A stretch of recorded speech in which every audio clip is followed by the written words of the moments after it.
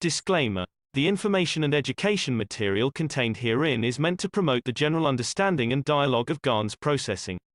Such information is not meant or intended to serve as a substitute for a healthcare professional's clinical training, experience, or judgment. For patients and individuals, such information is not to be a substitute for professional medical, therapeutic, or healthcare advice or counseling. For medical issues or concerns, including decisions about medications and other treatments, readers, viewers, listeners should always consult their physician or, in serious cases, seek immediate assistance from emergency personnel. Prescription information, procedures, and use of medical devices information should be undertaken only by properly trained and certified medical personnel. We specifically disclaim any warranties, express or implied, including implied warranties of merchantability or fitness for a particular purpose. Such information is provided, as is, and is believed to be accurate at the time of its publishing, but it is the viewer's job to evaluate the accuracy of any information found in this presentation. Every case presented is of their own experience, applied by themselves for themselves, and it applies to their case only. Every person experiencing health problems should seek professional medical advice and consult their course of treatment with a doctor. The processes of plasma balancing described herein are a natural process which supports the body but does not replace medical advice or therapies one is already subject to.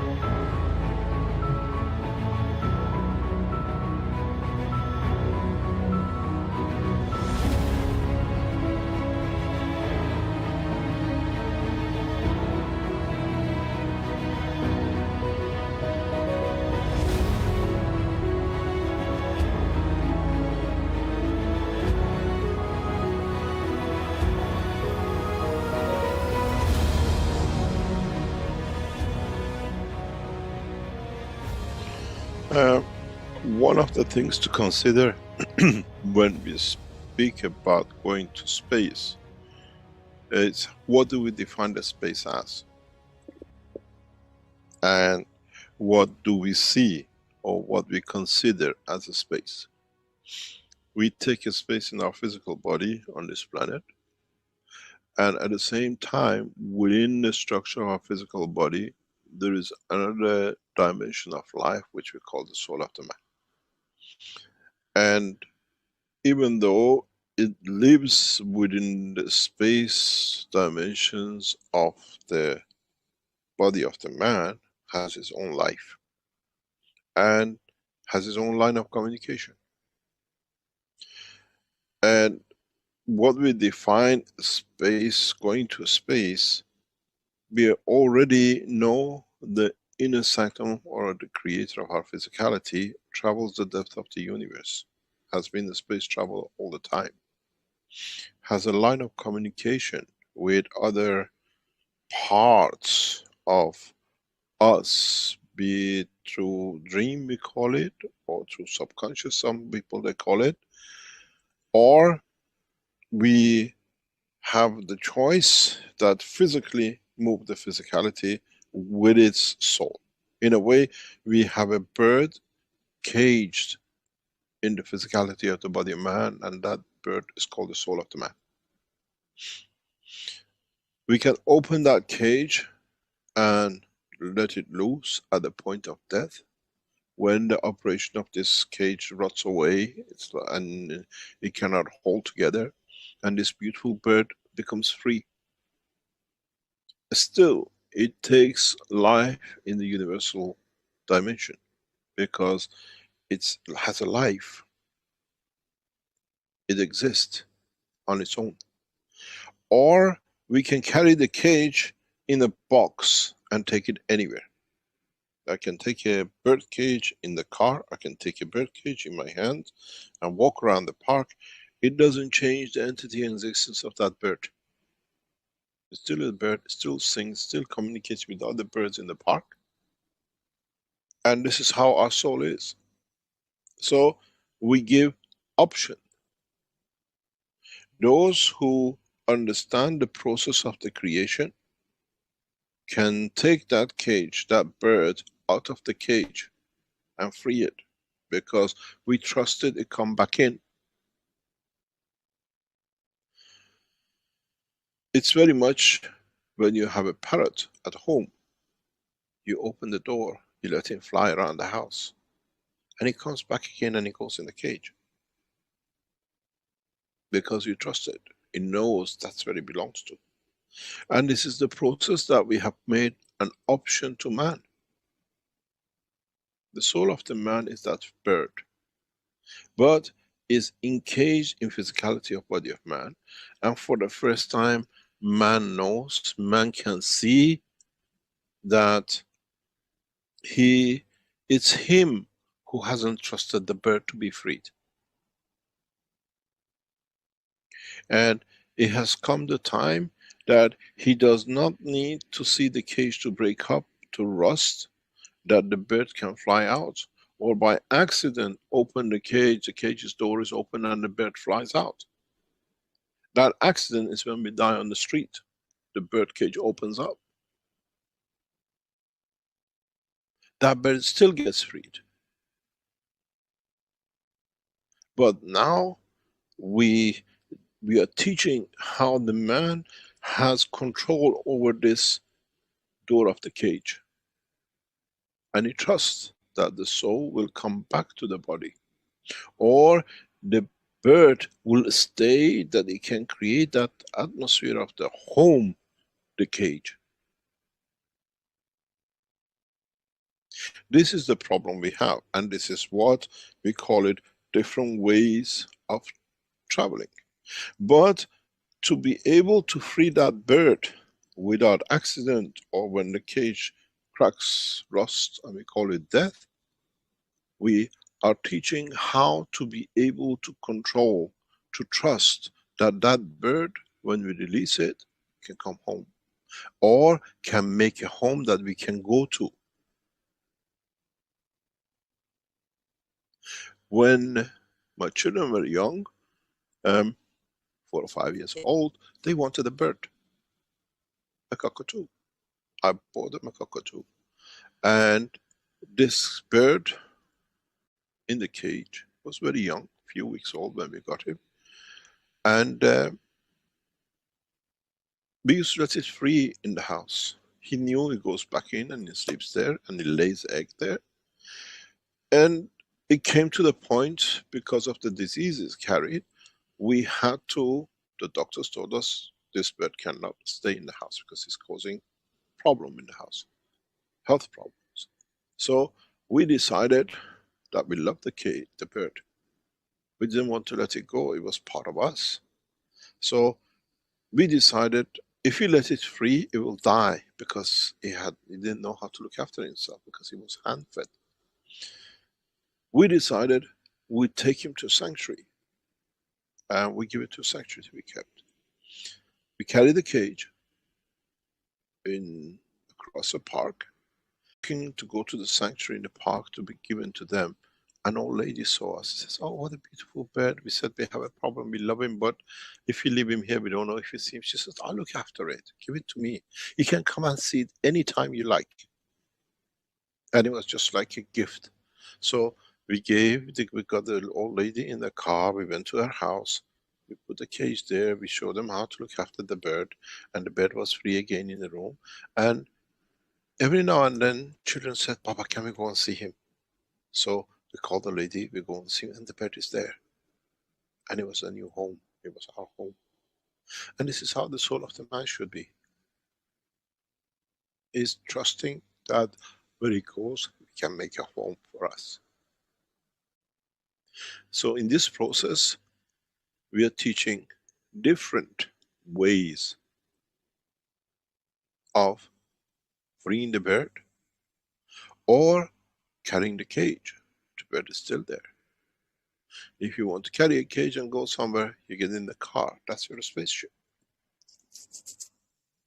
Still the cage is there and the bird inside. The cage is the body of the man and the bird is the soul of the man. Because we haven't trusted that we get the bird back. We carry the cage in the spaceship. Or there is another line of teaching, which is the understanding the structure of the cage, that you can make the cage not to rot, that then it frees the bird, but it can open up and you can carry the bird is free, you don't need to fuel it, you don't need to do anything, it travels the space of the room, the space of the garden, the space of the city, and it comes back home again. In a way, when we teach about the soul of the man, is in getting the man to trust himself. And to trust himself, he has to become detached. He has to come detached from physicality, detached from the wealth, detached from everything else. That the wealth is within me, not belonging to me.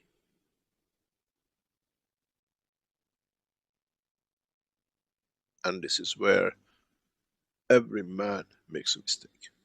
In many of the teachings I have referred, if you understand that you can put the soul of the man to act with the soul of physicality of the man, you can make anything you like.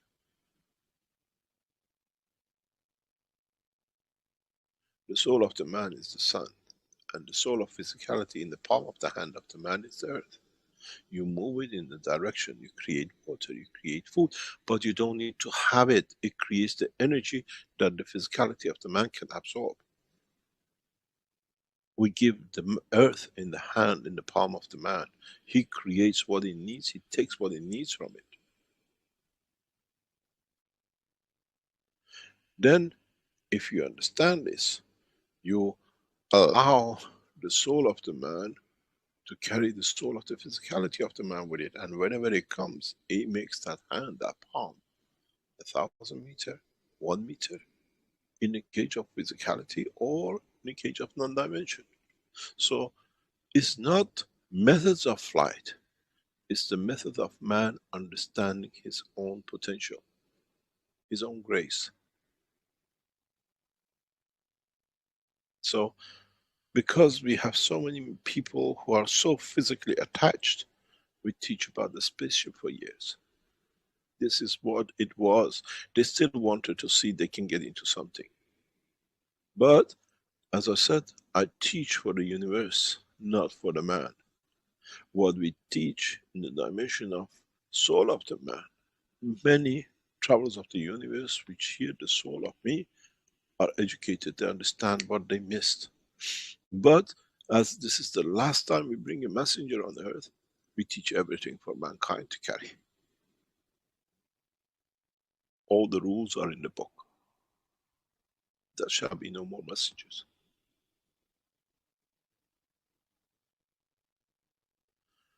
It's for man to translate knowledge.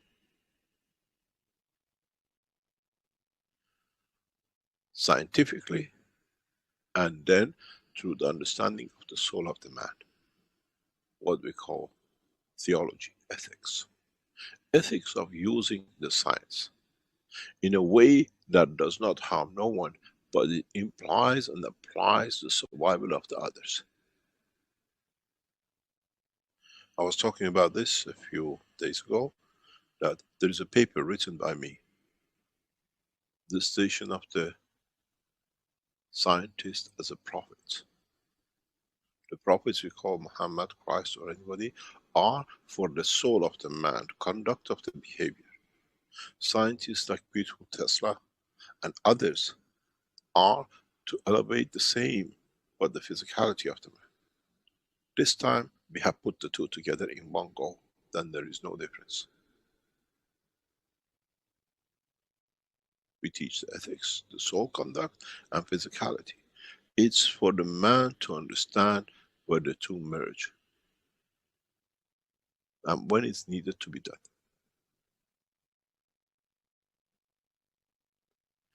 The totality which counts, not the individuality. What you can serve counts, not what serves you. So in this way, if you are physical, we have given you the spaceship, all these reactors. If you have moved in the dimension of understanding part of it, you have the dynamic system, you get some energies, you put a glass of water, you mix the energy and something else together, you're still the camel bird. You put the orange, take the energy, but you still want that the physicality that you're doing something with it, you drink the water. And for the soul of those who understand the totality, then they don't need the cage. They're the free bird. And this is the essence of all the teaching. It's not different ways of flight, is understanding the existence of the universe. Then if you travel with a spaceship, who do you see? The citizens of the universe in a physical dimension. If you travel with the soul that you can create the physicality, you take that out of the equation. You travel, but you know you have connection with everybody. It's very much, as I said once, it's like you get off out of London and you go to New York.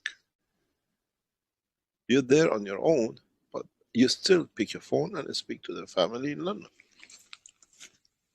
It's not finished. Now, the soul of the man, given the man the same opportunity. We teach for the time to come, and we teach from now till that time to come.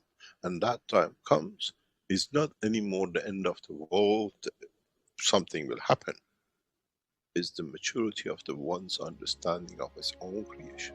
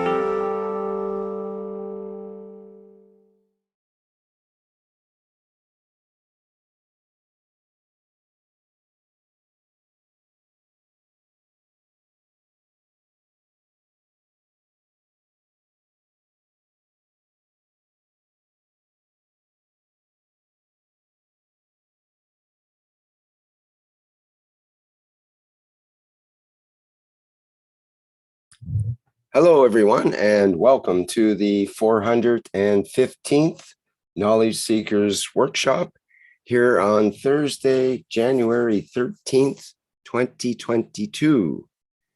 This is a broadcast of the Keshe Foundation Spaceship Institute Education Department and part of the public teachings in English. My name is Rick Crammond, and I'll be host today for Mr. Mehran Keshe, who we will be talking with shortly. But first, I'm going to present a new video that Mr. Keshe has asked me to show. And it's a beautiful new video promoting the Flight Enhancement Spaceship Unit. And let me get that teed up here and enjoy.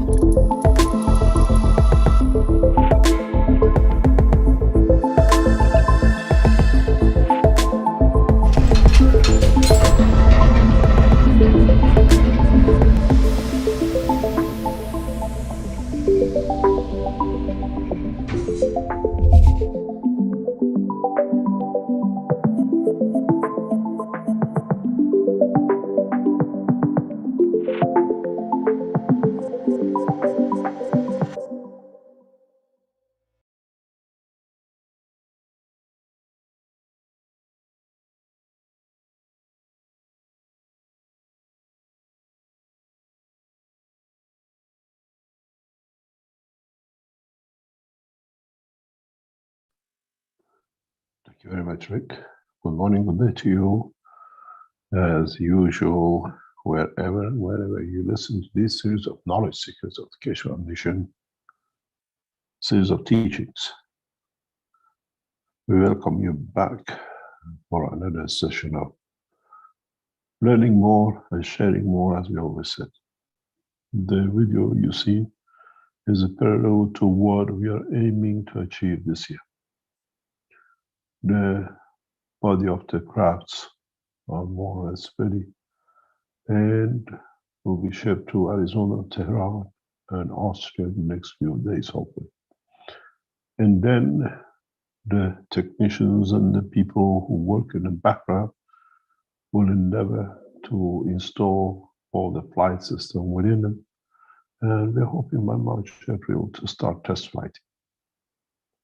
You have to understand the new technology is very much different than before. Allows us to travel, allows us without moving from the position for our soul to travel. This is one of the beauties with the system, that you expect to fly in a physical craft, but at the same time of being in the same position, we can allow you through development of the technologies, understanding the work of the universe, your physical dimension to allow your soul free within the system. I mentioned this before in touching the subject, that you might see a light within the system. That light is an interaction of the energy of the soul of the man with the fields within the system. In a way, as we heard in the intro, we open the cage. We allow you trusting your soul to be with you in the dimension of physicality within the engagement of the enhancement unit. It's for you to get to know yourself better, to get to know your creator better. And then in the next test and the next time, maybe you would like to take it for a ride. In a way, in the new systems, you will see a combination of the units which has been developed by the Keshe Foundation. And in that process, we allow your soul, we allow your emotion to take whole dimension and direction. Where to be, what do you want to be? It will not be easy for many of you. And many will be, in a way, surprised to see in the dimension of physicality that now, for the first time, they're surrounded with their own soul, where up to now they engage the soul. But they can see the dimension of the physicality of the craft which they chose to be. The whole structure is being within the space of your own soul, but within the space of a system. In so many ways, your soul becomes the sun, and then your dimension of physicality at earth watches its light, watches its beauty. You don't need to dream anymore. You don't need to be there to think, I don't know if it's there or not. It'll become important for many of the scientists who work in this matter in the coming weeks and months, as many of our knowledge seekers teaches them to understand more, for them to see the light of the knowledge, for them to understand the ways to enlighten the others. In choosing the 3 points initial between Tehran, Austria, and Arizona, we allow the creation of star formation for the soul of Mitra to manifest itself in the dimension of the essence of the knowledge, not in the dimension of physicality. And by her presence and on us understanding that we are part of Mitra, we become knowledgeable to the knowledge of the universe. In a way, we become the mirrors of the knowledge. We reflect an understanding of that to our souls and dimension of our physicality to understand the totality. In the coming time, very shortly, as we produce every week and every month, between around about 15 to 30 of these units, we send a unit to each nation. Keshe Foundation covers the cost. And with it, we allow nation by nation to become part of the space technology through the science and technology. And with it, we take this to the next step. As I said before, it's the responsibility of Universal Council to decide which nation will be on the list. Next one, prepare the community and the society for it to receive what we call the units. Initial 3 units, once they become in the hand of the 3 nations, and then the second lot, as we prepare 2 for each section, for each city, then we launch it. Every week, it is the responsibility of knowledge seekers to decide which nation will receive the next unit, and with it, get the scientists involved in an understanding of the process of the development of this technology. We have put our request, an invitation to the NASA head of every section to join us. And at the same time, we endeavor to do so with many, many nations. And then we make space technology and the spaceship technology as a knowledge of one nation. So by mid-June, we expect to see at least 30 to 50 nations having a unit to be able to be part of, to be able to share knowledge and do it openly on the channels of the Keshe Foundation. In a way, we break barrier of science. We break barrier of patents and technology restriction.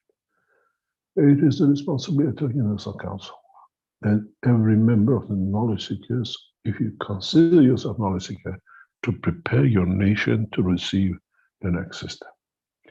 The competition now is for you as knowledge seekers to see how fast you can accommodate, get your nations to accept the first flight units.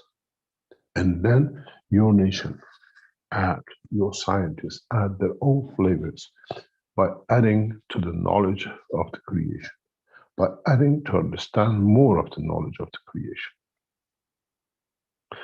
As I said, we make one nation of this planet.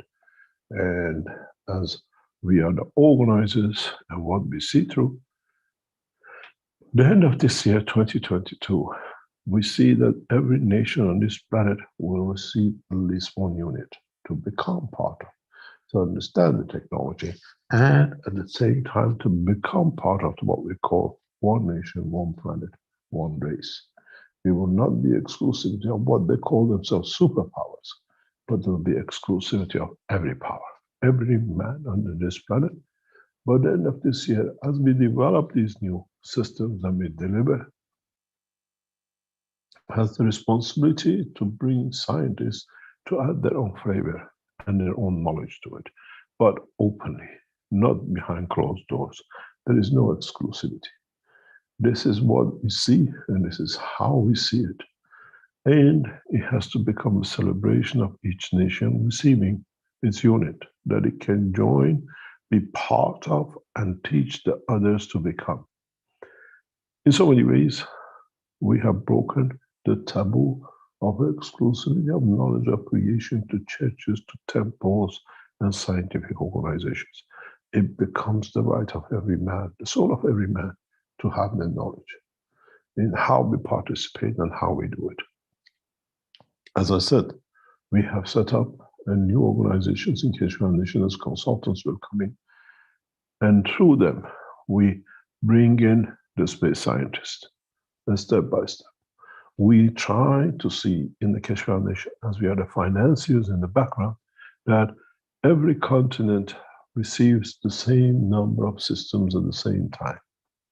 In a way, we don't give priority and we don't give what we call a step upper hand to another. Africa will receive the same numbers as South America, as North America, Europe, and Asia, but with one difference, that all centers, the three centers, will become the center of excellence. In a way we share, and in a way we together understand the technology. The new space systems, now that they're on production line, and then at the same time as we have already produced a large number of the vision units going through the final phases of assembly, we will allow each system to carry one enhancement unit vision that allows the emotion of the man to become the controller of the man. We shall not see control panels as such for the flight. By sitting the man within an enhancement vision unit, man will see the vision of the universe. I want to be in New York. System will take you to New York. I want to be in Tehran in such a street. Will take you to that position. I want to be on Mars on such a mountain. Will take you to that position. So the emotion of the man becomes the controller, but this time it's the emotion of the soul of the man, more than the emotion of the physicality of the man. The two will work together and we understand more. As I said to our team in Austria, as they're putting the systems together, it'll be a wonderful time to see how integration of what systems been developed will come to be used. The same system for health, the same system for production of material, the same system for enhancement of the soul of the man, and the same system for traveling the physical dimension of the man. Thanks to all the work which is getting done, especially in Austria, and especially the work with Klaus is doing in the background to make sure that everything is perfect.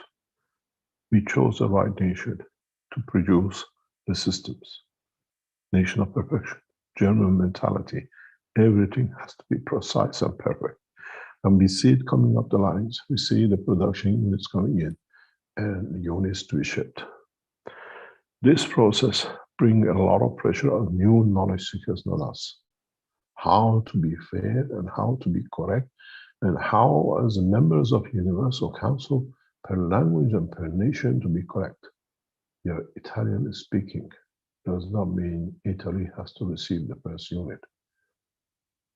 Whereas other Italians in other parts of the world who have the same beauty and the same position. In Australia, in America, in South America, where? This brings a lot of pressure and understanding, and why we put the members of Universal Council per language and per area which you will talk, you speak, Portuguese, but you're in Brazil. The member of Universal Council for Brazil has the same right as the member of Universal Council for Portugal. And this is the way we run. We'll see because and through the application and delivery of the enhancement units for flight, numbers of the members of the Universal Council, people who would like to be there to serve, will increase. And we have prepared ourselves for such a move. We will see the change, and the change is in your hand. These units are physically built now, and physically are and will be in the hand of each nation as the members of Universal Council decide. You have to prepare your nations of the language ready to receive. The responsibility of sitting back is over. You have to communicate with the members of the Earth Council for your section and make sure that is received. And they organize their facilities. From now on, the members of the Earth Council will be called in to serve, and those who are not to serve will be replaced.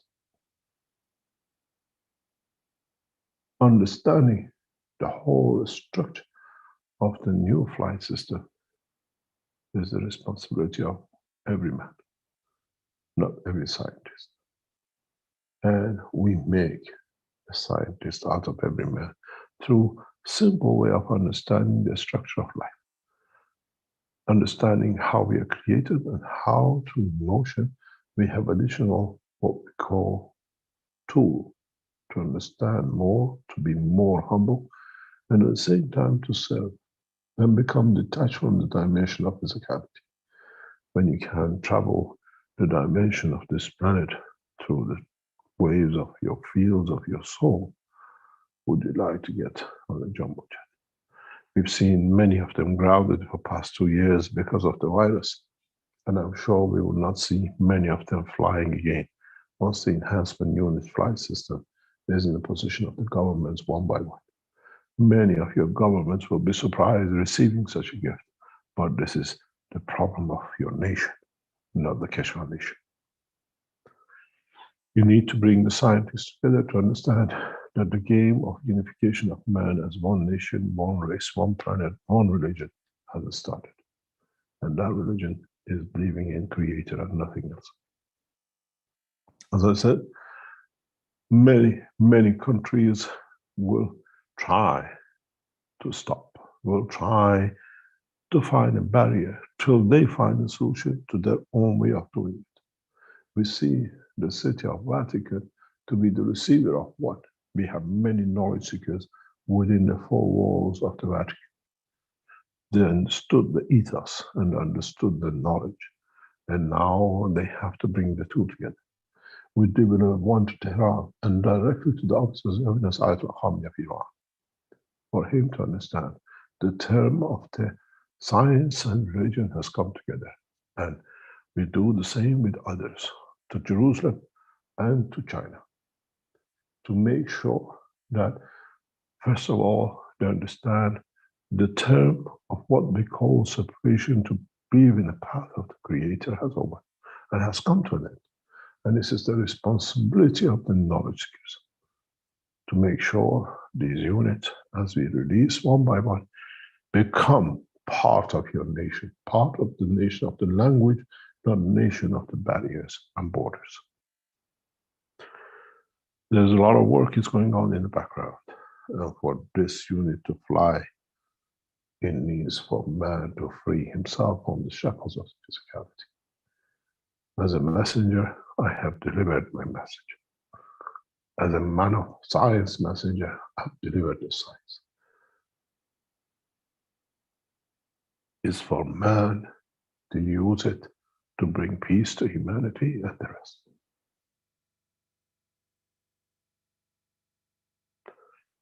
In so many ways, the time of Mahdi has come. And every one of us is a Mahdi for our own dimension of physicality and totality of the freedom of man. Through knowledge, understanding it, and understanding the process of the creation and the creator. Not by the books, and by the histories, and by relics that is being put on for us to be diverted to understand the totality. In the coming weeks and months, as one by one your nations receives one unit, they have to understand what are we going to do with it. As we saw with the Italian community, when we released the patent on the USB stick, they went to the parliament and they asked the government to accept the key. And we saw the rest of it. It's your responsibility to take this to your nations, to accept the unit and appoint scientists to understand, to work with the Keshe Foundation 3 headquarters to develop the technology for them to become part of the space technology, not to replicate, but to understand and add to become part of. In so many ways, you're completing this knowledge of the physicality and the knowledge of understanding the technology. It is the responsibility of you knowledge seekers, the Universal Council, the supporting Universal Council, to take this to your governments and deliver to governments. Accept the date of delivery and negotiate with the Keshe Foundation for the delivery. Each unit has been valued at 10 million euro, and we support it, and nation by nation, we deliver it. At the same time, it has to be understood that every nation is responsible to guard it and to teach it publicly. Once you receive these units, you don't put them behind locked doors for scientists to work. You make sure with arrangement with the government and your what we call public media, every development on a specific channels are what we call released to public. People become part of watching it, how it's done, the way it's done. And then the knowledge becomes part of the nations and one nation population. The Chinese can watch the Italians, what they're achieving in their unit, as the same do the Americans with the Africans. This is my goal, and this is what I came here for. To make man to work together, to forget about war and keep him busy with the new tools of the creation, that he forgets the competition and war to be better than the other, but to share equal. Keshe Foundation has pre-ordered 100 units. 6 goes to Arizona, Austria, and Tehran. The other 94 is for your nations. Start dialogue with your government, and we did it. Start dialogue with the universities to accept unis to test flight, and we did it. It has to be understood that you make arrangements with your universities and your government, that the knowledge has to be on an open basis and not behind closed doors. We learned a trick from IEA. We put a camera on top of every unit. Would you like to be a spied on like this and find out which scientist is doing better and then try to grab, steal, or kill? This is the reason we bring this out this way. It's your responsibility and the responsibility of your scientists to be open the way the knowledge seekers are today. 94 units are there on the table for every knowledge seekers Universal Council member for the nation. It's the responsibility of you as the knowledge seekers to encourage your government to join the new space technology and the gift. John and I, we have discussed this in a very detail, and we understand that this knowledge has to be for everyone and open to everyone and every scientist on this planet. We will see no resistance when a gift is given unless there is a what we call predestined reason for it. We do not want to see the flood of scientists from one nation to another to be able to access the technology, where they have it They develop it, then they become part. It'll become the problem for national governments to agree on a new structure of governing through the Universal Council and not through borders. Taxation to be understood not to be necessary, where it becomes the expenditure of the totality to make sure that lifestyle becomes the same across this planet. I'm not a dreamer. I deliver a technology which delivers the dream. It's your responsibility as knowledge seekers to see this dream to come to reality as we give you the physical units to achieve it. The technology and the know-how will be lined up to be transferred nation by nation, scientist by scientist. By the end of this year, at least 100 nations should have access to be able to be part of the space technology of today, not the rocket and propulsion, and be accused of every other things except what the reality is. This is my gift to you as knowledge seekers. You waited for years to receive the gift. Now it's on the table. When I gave you the maglev system, you cajoled with the wires. You didn't understand the principle and the details of the fields. This time, I give you the shell, and I give you the knowledge which goes in the shell. It's for you to understand this time the walk of the fields. I see some people in the Keshe Foundation to take heed and bleed this project very fast. Jalal, Alex in Canada, Alex in Nigeria. I see a number of other knowledge seekers, especially in Vietnam, to understand the technology and transfer it to their people. It's not anymore who, is now how. We transfer the knowledge collectively, all of us. Once the unit arrives in Arizona, in Tehran, and in Austria, we'll put cameras and we show live to every nation how to and how it'll be. We'll invite the world leading scientists to join us. And with it, we deliver the technology that how this simple system can be changed to transportation, to material production, or to the elevation of the soul of the man. I hope I gave you a very beautiful gift for what you wish for years to do. It's not my job anymore. It's your job to make sure every nation receives this gift and make sure every scientist in each nation has the right to be able to input their system. As we go along, the following systems will be delivered one by one till we achieve a process of understanding the totality. Funding these projects is heavily burdened on the Keshe Foundation. We call upon knowledge seekers to support this project because there is a limitation in what I have managed to support financially, and now it depends on you how you do it in your areas, how you raise the consciousness of your nation to finance the projects, to become part, and to be there to see. We will gradually increase the numbers that it can be used for enhancement unit, that the knowledge seekers in their position, they can show the evolution in science of technology in the world of medicine, in agriculture, in growing plants within these systems, that one plant, the energy from it can feed the nation. In this process, we'll teach you more. And then we'll teach you how to elevate your soul.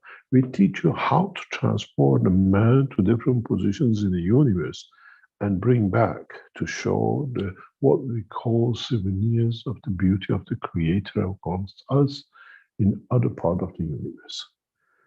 And as I said to a Chinese friend of mine, Chinese travel to London, and to show they've been to London, they buy the souvenir Tower of London or London Bridge. But when you turn it upside down, it says made in China. In a way, we make it, we send it, we buy it ourselves back and bring it back to show how far we have sent our knowledge, how far we have been able to explore our beauty and bring it back home. This is the process that relies on knowledge seekers, and especially the Universal Council. Especially the Universal Council has to understand how to accommodate this transition. Transition in a way to take the responsibility of the spreading the knowledge and the ethos of the creation. The knowledge seekers become the followers of the knowledge of the Creator, and no religion and no path, but their own. They decide the way they serve, they decide, they see the beauty in serving. As I said, we are not replacing one with another. There shall be no more religion, but there'll be a guiding line through the soul of the man, as we have a soul in the body of the man to centralize the soul of every cell, that they all work together in the body of the man.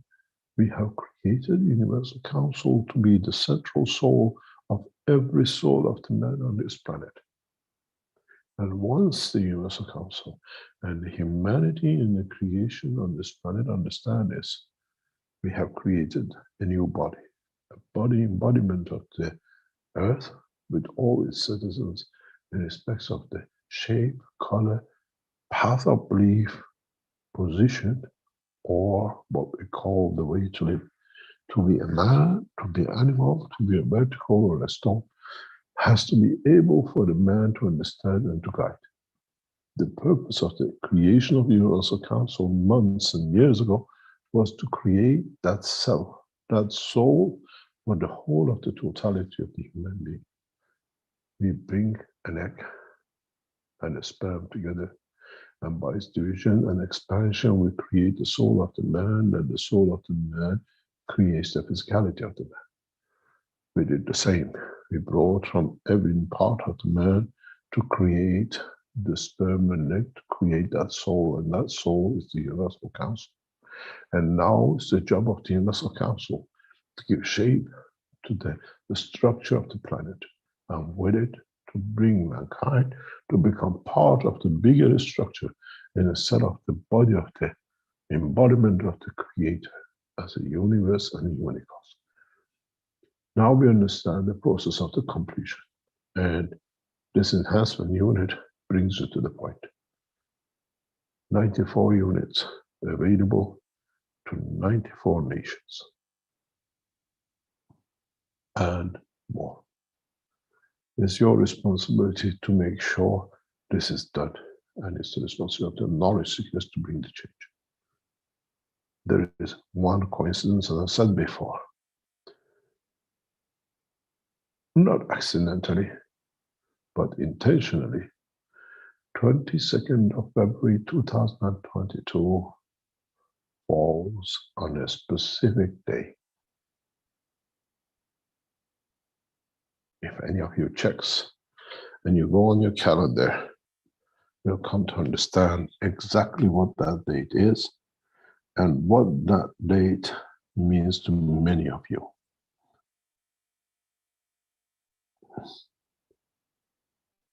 (22nd of February 222 falls on Tuesday, on the day of the meeting of the Universal Council, and the day of the change, of the man to understand the position and the time. And as was said, maybe Mehdi will declare himself on that day. Is the responsibility of the man to be ready for the change? Is the responsibility of the man to prepare the mankind and the world leaders for that change? And it's the responsibility of the man to understand that the change through science and technology and ethos has been delivered in both dimensions, the physical and the structure that the soul of the system will create.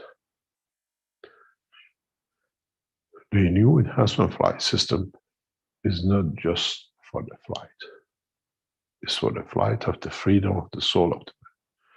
And it's the responsibility of Universal Council and knowledge seekers to make sure every citizen of this planet, every created thing on this planet has equal opportunity to raise his soul to the level of understanding, where it was said the lamb and the lion will live in the same den, in a way then is the den of knowledge. The soul of the lion and the lamb and the man will understand the same and become of the same essence of the source of knowledge of the Creator. Then we understand.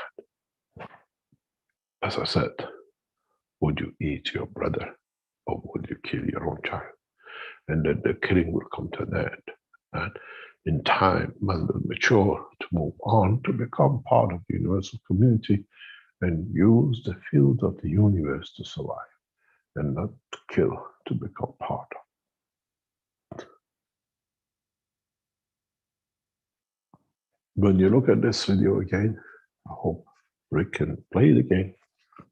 You see, we bring man from the darkness via a ray of light, and to show you how, with that ray of light, man can become part of the universal community by flying into the what I call the womb of the Creator and the creation. Thank you very much for being here today, and I could not give you a better gift and knowledge. That's what I've done today. We go through a break and we come back and we try to answer what question might have. Thank you very much, Rick. Well, thank you, Mr. Keshe. It's a real pleasure to hear your words today and see the unit and the plans for it. Is just amazing and fulfills many people's dreams of going to space in one way or another. Thank you so much. Okay, I'll play the video again that we saw earlier. And then a couple of other videos during the break, and we'll be back in a few minutes.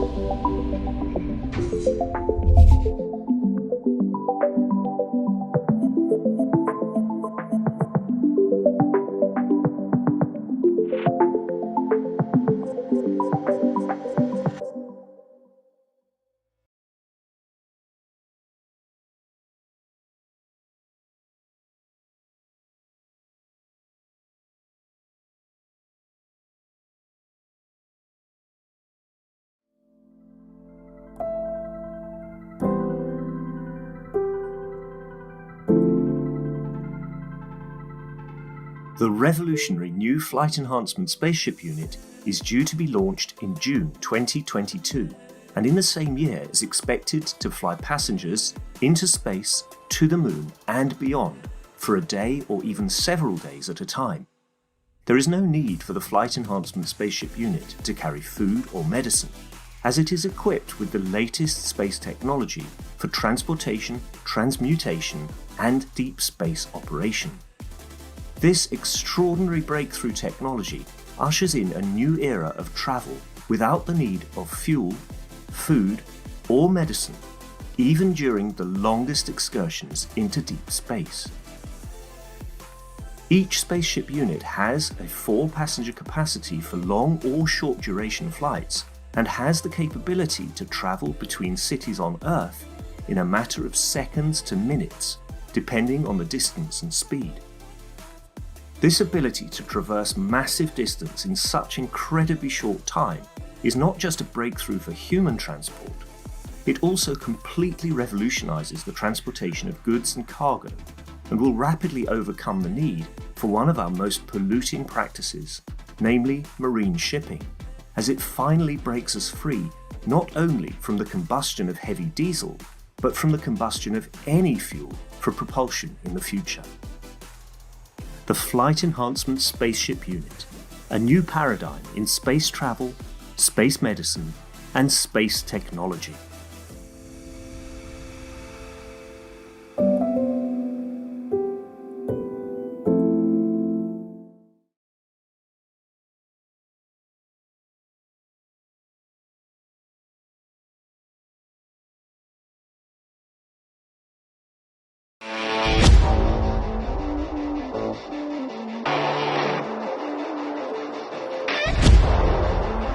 The new Vertical Enhancement Spaceship Unit, a plasma space technology to prepare humanity for transportation and transmutation in deep space. Essential processes are embedded to prevent mutations and psychosomatic conditions during deep space travel. This new system is designed to support upper body conditions, especially of the lungs and intestines, and can be targeted specifically for each organ. When inside the Vertical Enhancement Spaceship Unit, the body experiences balance in totality, enabling it to correct and rebalance all the fields within itself. The new Vertical Enhancement Spaceship Unit, a dimension in health and transportation never seen before.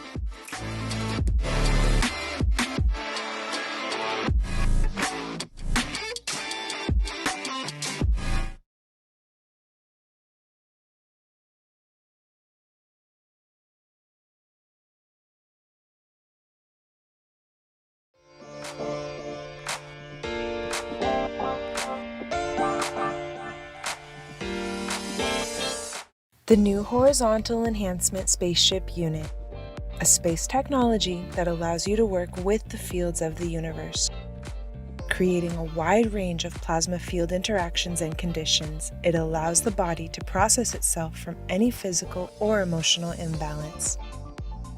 Once this balanced condition is achieved, the soul and emotion of the man can follow to find their balance, elevating the whole of the man. The new Horizontal Enhancement Spaceship Unit, technology of the future through advanced plasma knowledge.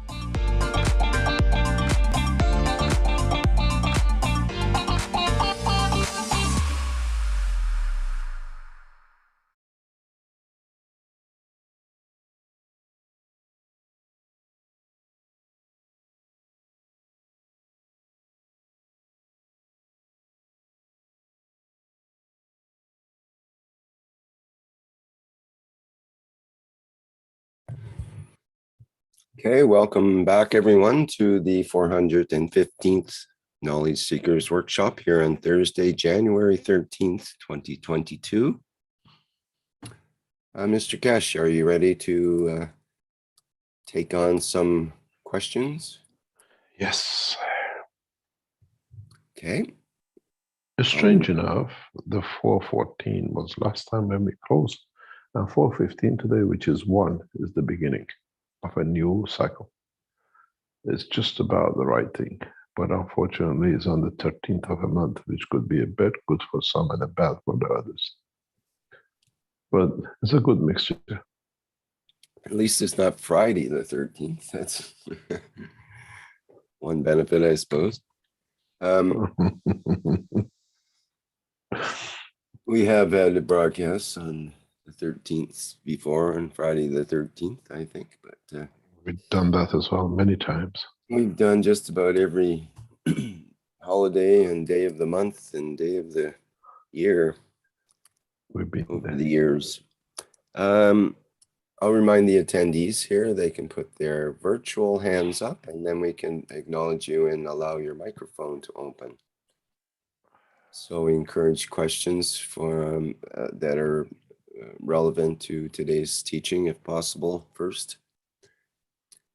We do have a couple of questions in the Q&A that we can address to begin with here. From Paulo, says, Mr. Keshe, based on a U.S. analysis of the Dead Sea Scrolls, Jewish scholar Dr. Paul Shalom highlighted 3 points. 1, at a certain time, God will build a new temple. 2, sons of God, sons of light, and sons of darkness found there in Old Testament manuscripts, which did not exist before, but which nevertheless had been used to write the New Testament. He found this very surprising. 3, 2 messiahs and a prophet will appear. One of the messiahs will arise from the royal lineage, and the other will be a priestly messiah arising among common people. They speak of the salvation they will accomplish. Questions. Has this temple ever been built? And 2, how to herd these children of darkness into the light? And 3, has this prophet or these messiahs and the Antichrist ever come? And what family is this royal bloodline? It's a pretty big question, Mr. Keshe. Maybe I need to repeat. It's very simple. Okay. The temple is the soul of the man, the temple of the man himself, not the physical temple. And blind line lineage, the king or the what we call comes from the creator, not from the man. And there is nothing antichrist about it. It is everything which brings an end to not understanding the creator. If you believe that the Christ was the son of the creator, then there is no need for anything more than to understand the teachings, not the man.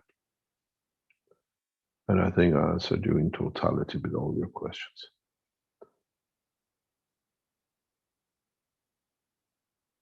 The temple you're looking for is the temple of the soul of the man, which actually is the physicality of the man himself.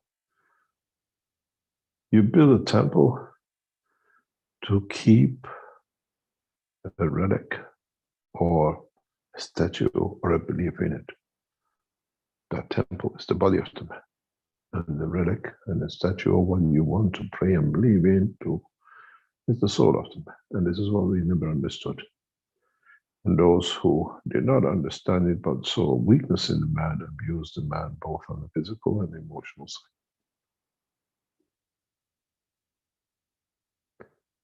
And the rest, I think you can see and understand the rest of it is. The kingdom is his and nobody else's.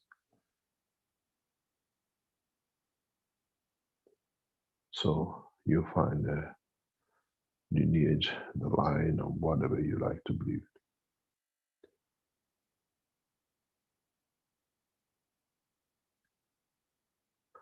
We're not making another temple.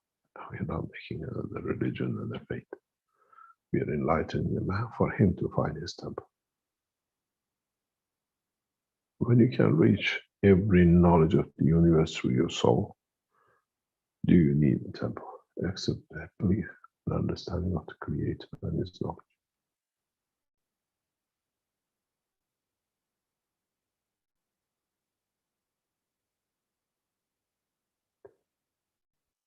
Any other question? Very good. Thank you, Mr. Keshe. Question from Brazil by Alexandra.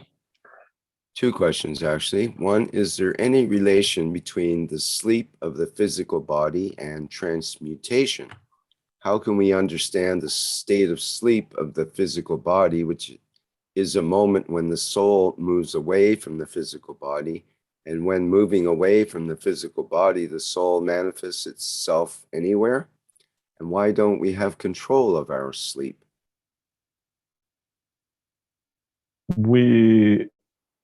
You'll find out in a space we will not sleep.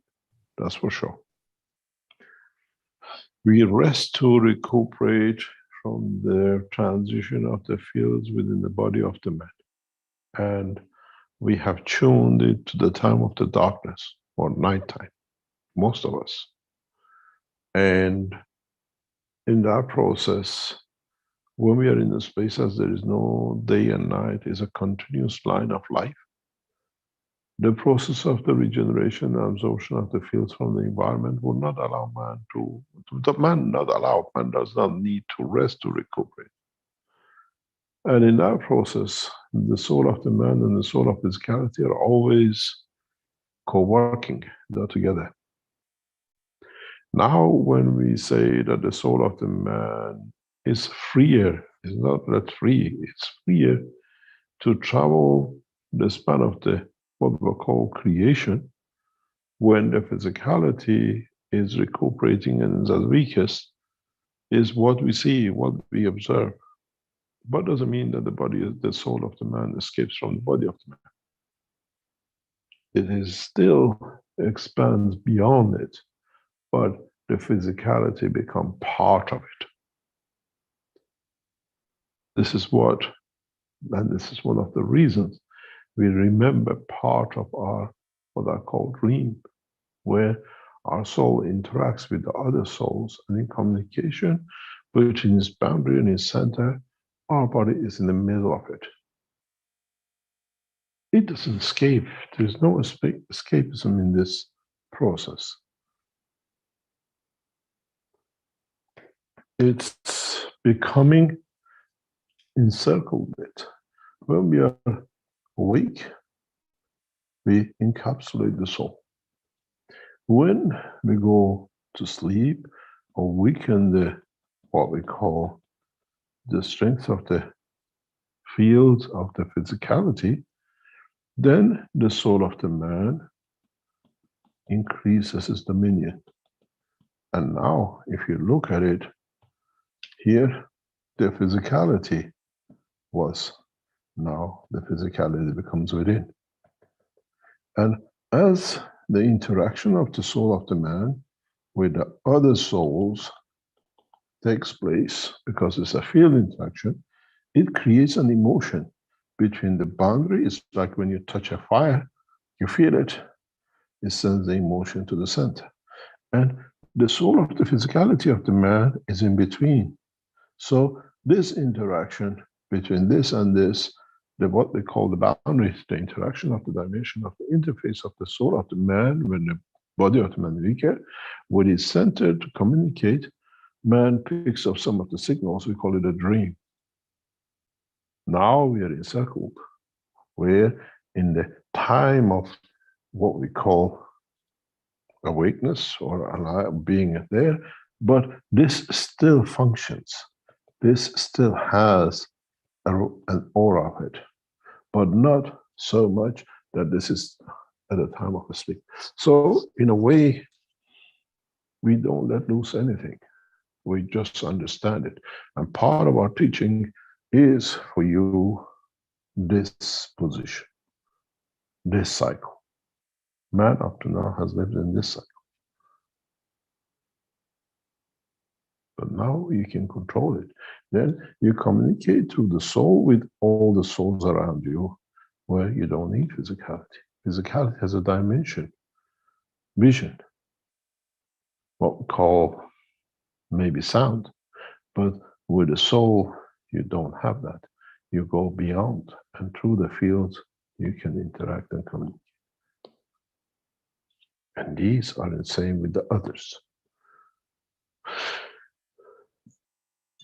That's the difference. Now, this is what we understand, and we don't need to engage.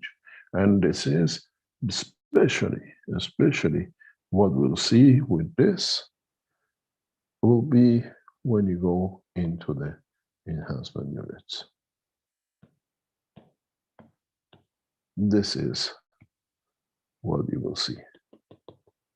This is what will baffle you as light. And one thing for sure, not all lights in a dimension inside the enhancement units will be the same color. because this, in a way, will show part of your emotion. This is how we interact with the others in the universe. From the interaction of the fields, we gather their emotion, what they think, what they want, what is the reaction. That's how we see the dreams in ourselves. So in this process, we'll see different colors, and we know the true intention of the man inside.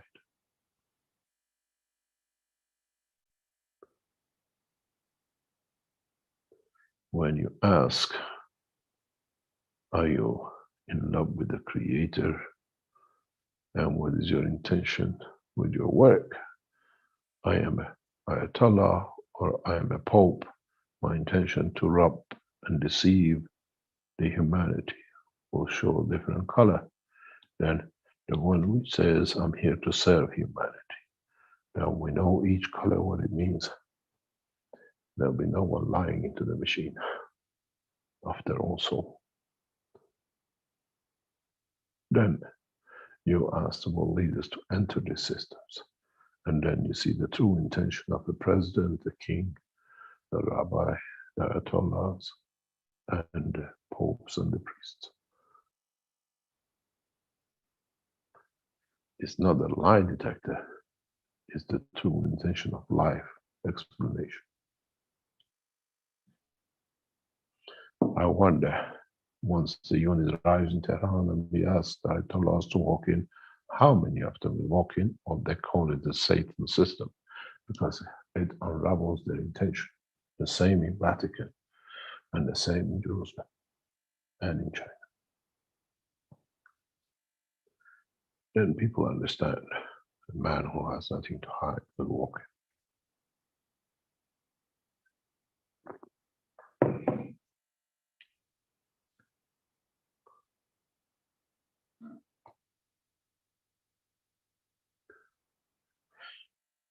Any other question?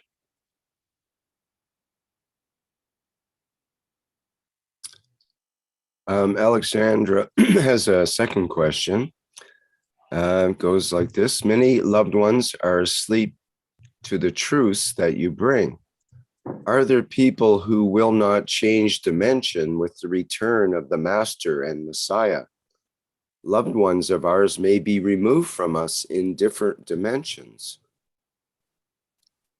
Nothing needs to be removed. The enlightenment will hit everybody.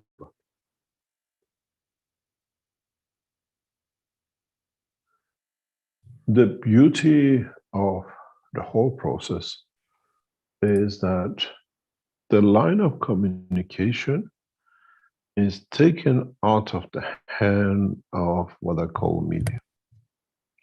With the presence of the internet and the way knowledge is shared across people, what they control as what we call television and the media is out. You got to understand.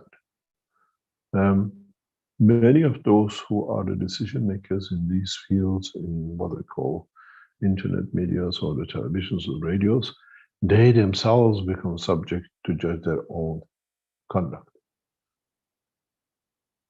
And then they have to change. We learned something very, very special in how monarchies will bend and how monarchies will change to stay in monarch. And it's the same with the world leaders, how they will change to stay in power, but they find out they don't have much. We saw it in a couple of occasions when population turned against the regime, the kings, the queens, and how to survive. They had like a chameleon to change themselves. We saw that with Tony Blair and the Queen of England during the death of Diana. If Tony Blair would not interfere in a deeper way that he went, there would have been no monarchy within days in the United Kingdom. Monarch had to change, and monarch had to come out to say a lot of things to stick to their power, and with it, they show a weakness, and with it, they lost their power to Vatican. We've seen this because they want to stay in power, they change in any shape or form, but population will change it. The force of the knowledge in the hand of people is the biggest tool the man is given with this technology. You can do it in your living room. As I said, we don't need to imprison or assassinate any world leaders or scientists. We just elevate their soul. They prison themselves for their conduct. You will see the change, and the change is on its way. There is no way to stop.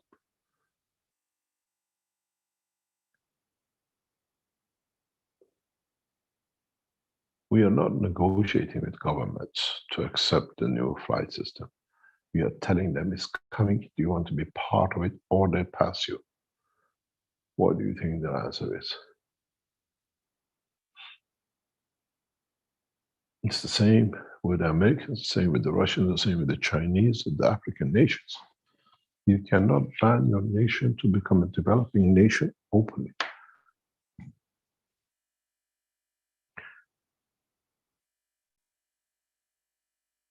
Then we are on our way. Then we are on the way to deliver technologies that brings the change to the soul of the man, and with it to the dimension of physicality.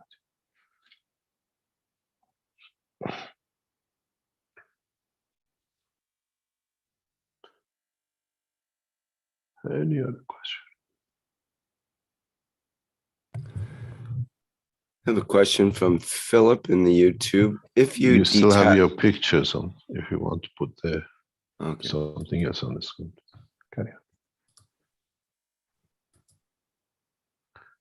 on. Carry on. Yes. Philip asks, if you detach from the physicality to travel by the soul, do you get to keep the RNA and DNA? I want to stay a product of my beautiful parents. Or does your physical body become transparent within the soul? More or less, yes. You don't disappear in the dimension of physicality. The physicality gets encircled by the soul. What are you afraid of? You have embedded and encircled the soul, and you say you know better and do everything. Now that the soul has the knowledge, not the freedom, not the knowledge of surpassing you and you become within it, you are afraid that you cannot do what you've done up to now, or you might be afraid of what you've done, that the soul might aspire to show. I encourage and I invite the world religious leaders to walk into these systems and to elevate their souls. These systems are not a judgment system. These systems are there to bring man to a new level of understanding the knowledge of the Creator and the creation. And that's the only difference.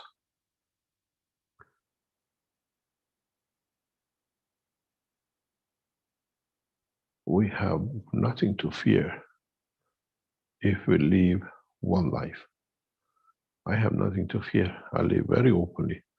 And with it, I have no fear. I ask what I've given, I take.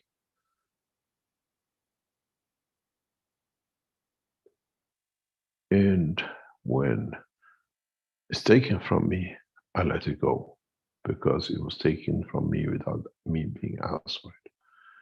And this is the difference that man will learn.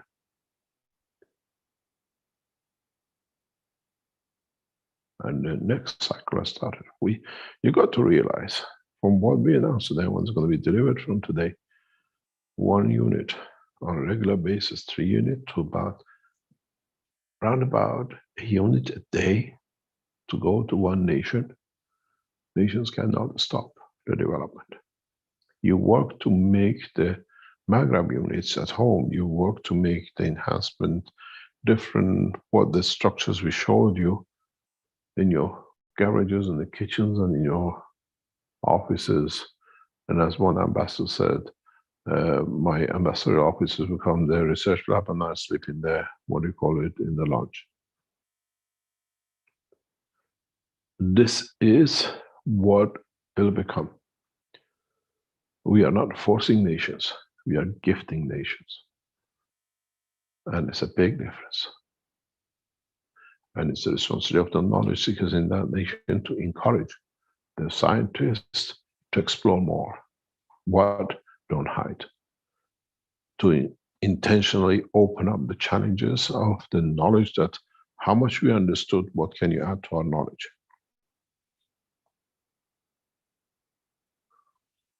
Superiority in the nation will come from its knowledge, not from its weapon and power anymore. And how much they will share that knowledge, not by hiding it. In one of the latest communication to NASA chief flight officers has been very simple. Join us, bring your teams, and we work together with the Chinese, the Iranians, and the rest of the world to develop this technology beyond them to understanding of the present time. Because they know they're working for 2030 launch to Mars. And half of the things they do, they don't even know what they're doing with it. And they're hoping by 2030, a solution will be found that they might get there in 6 months, or they can get there within hours. The bait is too sweet for NASA scientists not to walk away from NASA. And at the same time, not to bring NASA to be part of it. Bringing all the space agencies to work together and then the scientists is not a big challenge. The challenge is that man trusts his own soul to become part of it.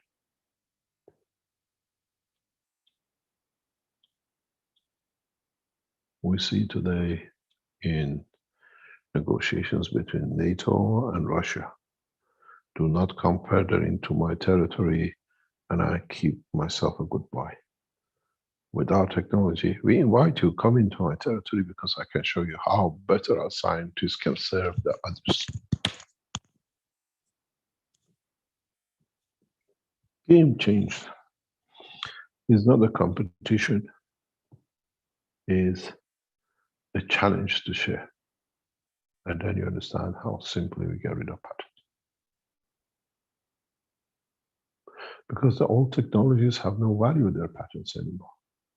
And the new is not patented, so it becomes common knowledge and change in direction and dimension.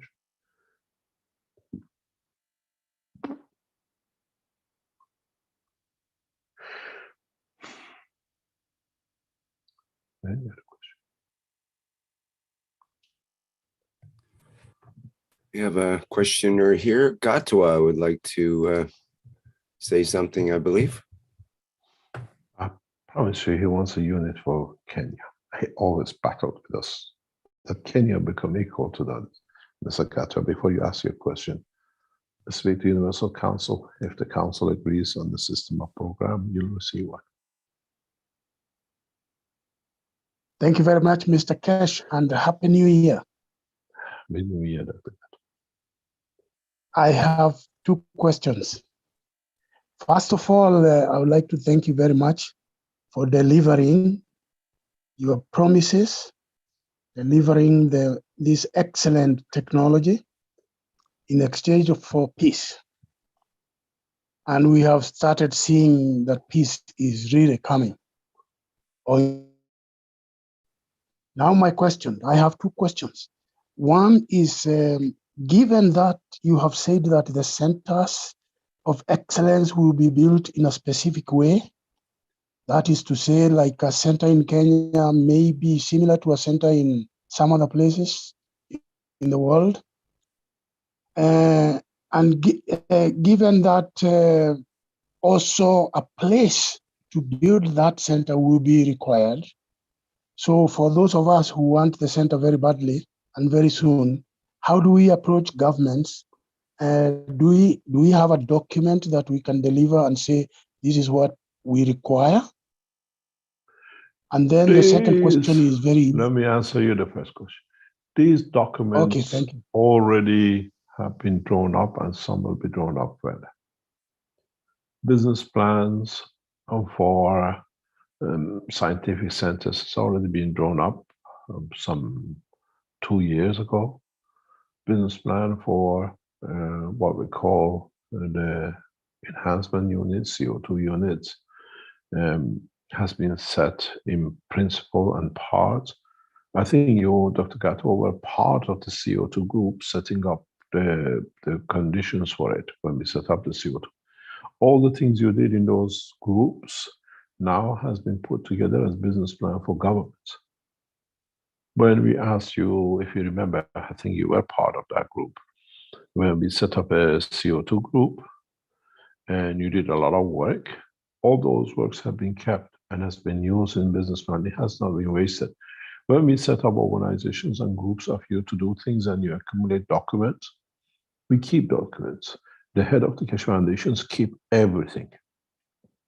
And business plans for what you're asking for your country regarding the institute to do these space flights and everything else, the Spaceship Institutes, already been prepared 2 years ago with everything in it.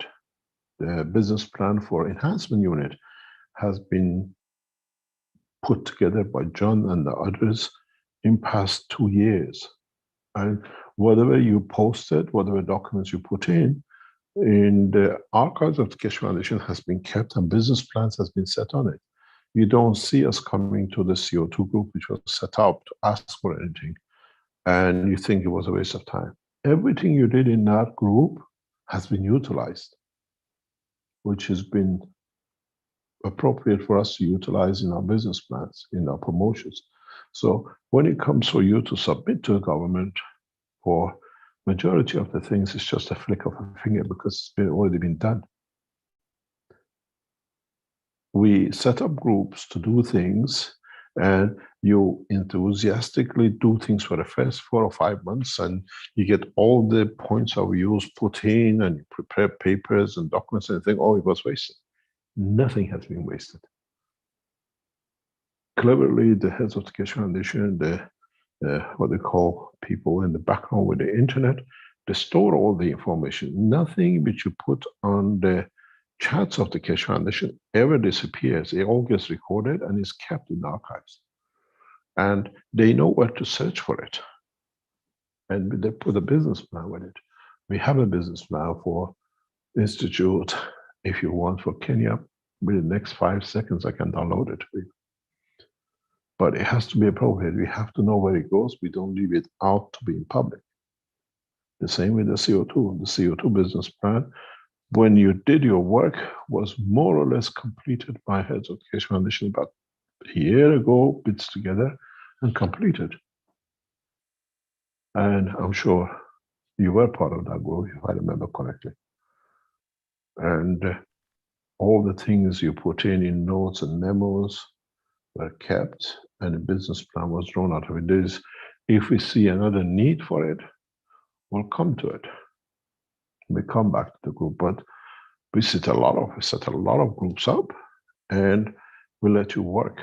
But in the background, everything you put on these chats in the background, the education, the Universal Council, whatever, is kept in the archives.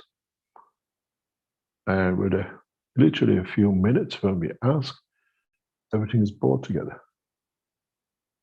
What we call the web side of the Keshe Foundation is extensively looked after and uploaded and backed up with different, what we call, hard disks and everything, that if one goes down, we have everything of the Keshe Foundation, more or less from day one, has been kept in 2 or 3 hard disks separately.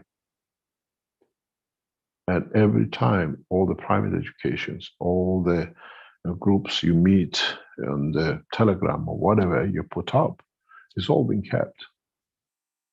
When you ask me, can we give it to the government? If you come to the government, when we talk to governments, responsible people, yes, we'll release it to them.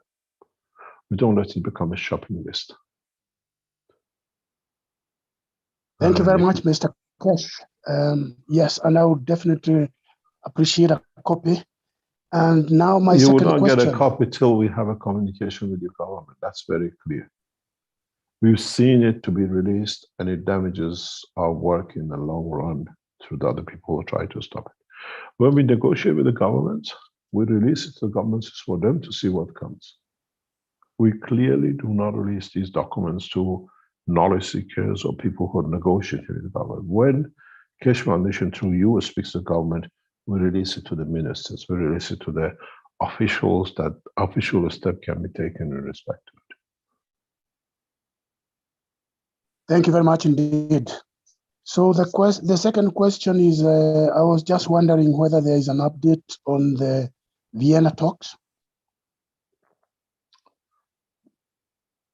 The update is Ayatollah Khamenei of Iran on Friday approved that the talks can start with Americans. And that was a big step. And we were expecting this.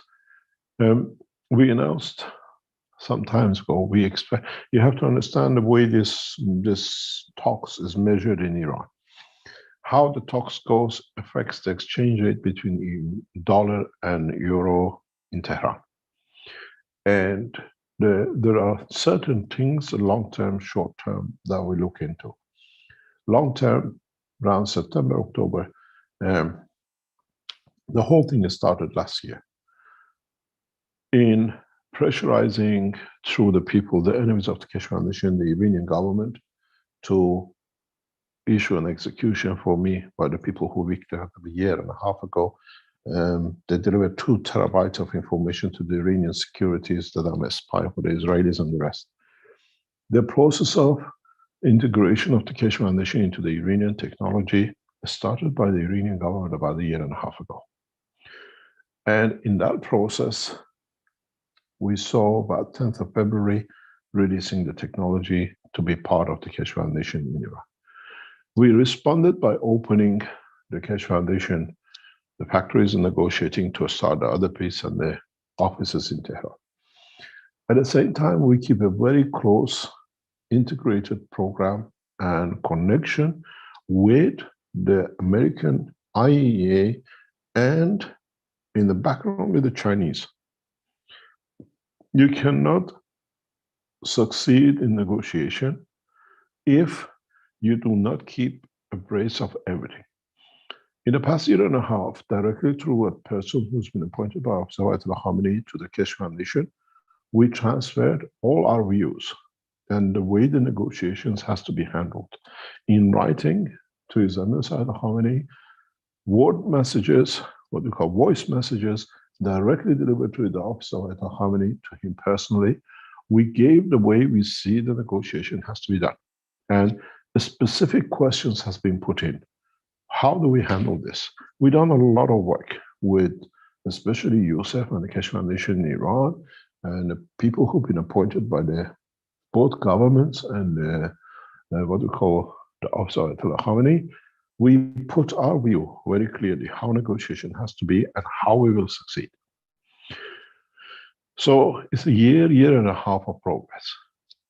In February last year, they released our name as part of the technology. In a way, warning the Americans. We inform the Americans of the position. We work very closely within the structure of the White House in a very, correct way. We don't sell Iran, but we allow to know. We saw a development after everything else in September, after the new government which came into power, that how we see it. Ayatollah Khamenei of Iran set up to create condition of the peace with not only advice of the Keshe Foundation, but with the other advices they received. The Prime Minister of Iran, what we call the Minister of Nation, after the president, is a senior son-in-law of Ayatollah Khamenei. So we knew he's taken charge to bring the nation to a position. He never interfered directly. Then we see Mr. Barbary, his Ayatollah Khamenei, youngest son-in-law, took the charge of negotiation in Tehran and in Vienna. So when we speak to Ayatollah Khamenei's office through his team, and his son-in-laws directly deliver the wishes of the Ayatollah Khamenei to bring Iran to success, is very, very close. So we are in, and our advice is taken, as one of our people said in Tehran, whenever you send the advice, within a few days, we see it get implemented. It's amazing how fast they listen to your advice. We advised the way. I don't agree the way Iran is negotiating. I made it very clear to the Iranian government and Ayatollah Khamenei. We should have entered at the point of power, not point of weakness. But at the same time, the way Iran went into the negotiation at the point of weakness, they saw a benefit for it, be it personal to some of the Ayatollahs, be it collective to the nation. We saw Americans misuse this position. We entered on the 15th of December directly with IAEA, bypassing American government to give the message to the Israelis and the British and the Americans, we know you lied. And as our people say, Israel immediately within hours changed their position because we opened their hand of how they lied to the Americans and IAEA that Iran possesses and heading for nuclear weapon technology, when Iran is heading for a space technology in most advanced way. This changed the position, and we saw last Friday Ayatollah Khamenei announcing that Iran can negotiate with America. We'll see the negotiation will take a new shape in the next few days, and we will reach an agreement. The agreement should be reached before 22nd of February in the background. And if you go back to the words of Ayatollah Khamenei in September, he expects to see a complete conclusion to the position of negotiation before 21st of March, which is the Iranian New Year, that he delivers what we call a complete program change of Iran back into line with the what we call the nations. And we expect at the moment, dollar is around about 30,000 real to the 2 months to a dollar. We expect it to drop to below 12 to 13,000, and it's the forecast of the government the same. So we see a massive devaluation of the currency, and then we're bringing it back into it. But understanding that we've done our job, now we move back in to share the technology rapidly, that we give an intensive pressure on the governments to start working together to overcome the sanctions and the rest. More or less, we hear the same thing from Mr. Bawari. Don't forget, being the son-in-law of Ayatollah Khamenei, he directly communicates with every move with his father-in-law.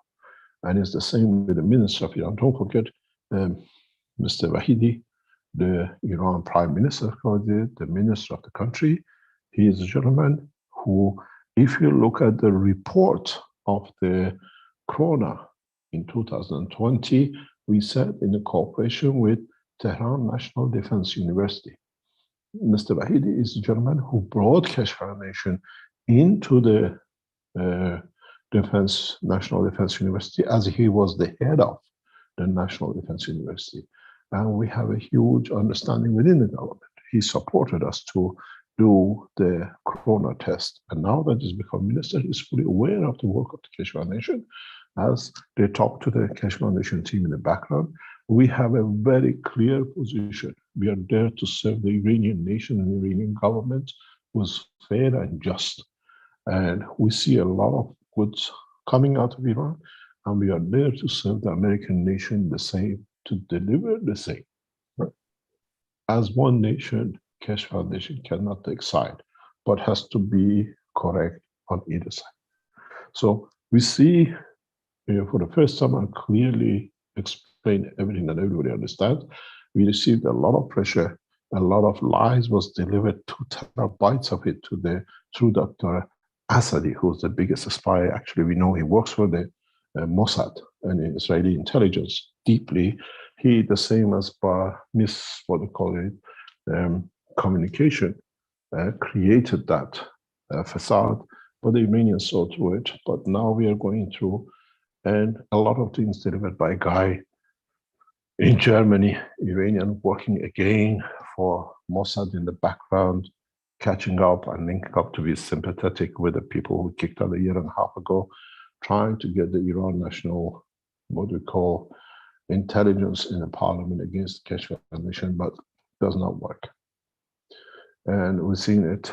We open more of this to you, and we see how these people actually work in the background to the benefit of the Keshe Foundation. The peace talks will take a new shape. Hasn't taken a new shape. We'll come to a conclusion because now, through his son-in-laws, Ayatollah Khamenei has taken a full charge of the negotiation. He always, in past 20, 30 years, spoke through ministers and presidents who were against the regime, against the way he thought.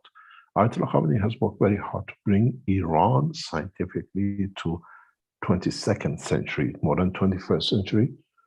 And we respect and honor his work because he is done. Without him, Iran would not be in that position today. After the revolution, everything which happened to Iran, it would have been worse than a third world nation. Without his guidance, Iran would have been in doldrums. And now he has delivered the technology, he has delivered the science of the knowledge of the nuclear and other local chemical and nanotechnology. He's taken the charge directly to his son-in-laws to deliver the peaceful nation of Iran. And we respect him and thank him for his work. And we support it the same way.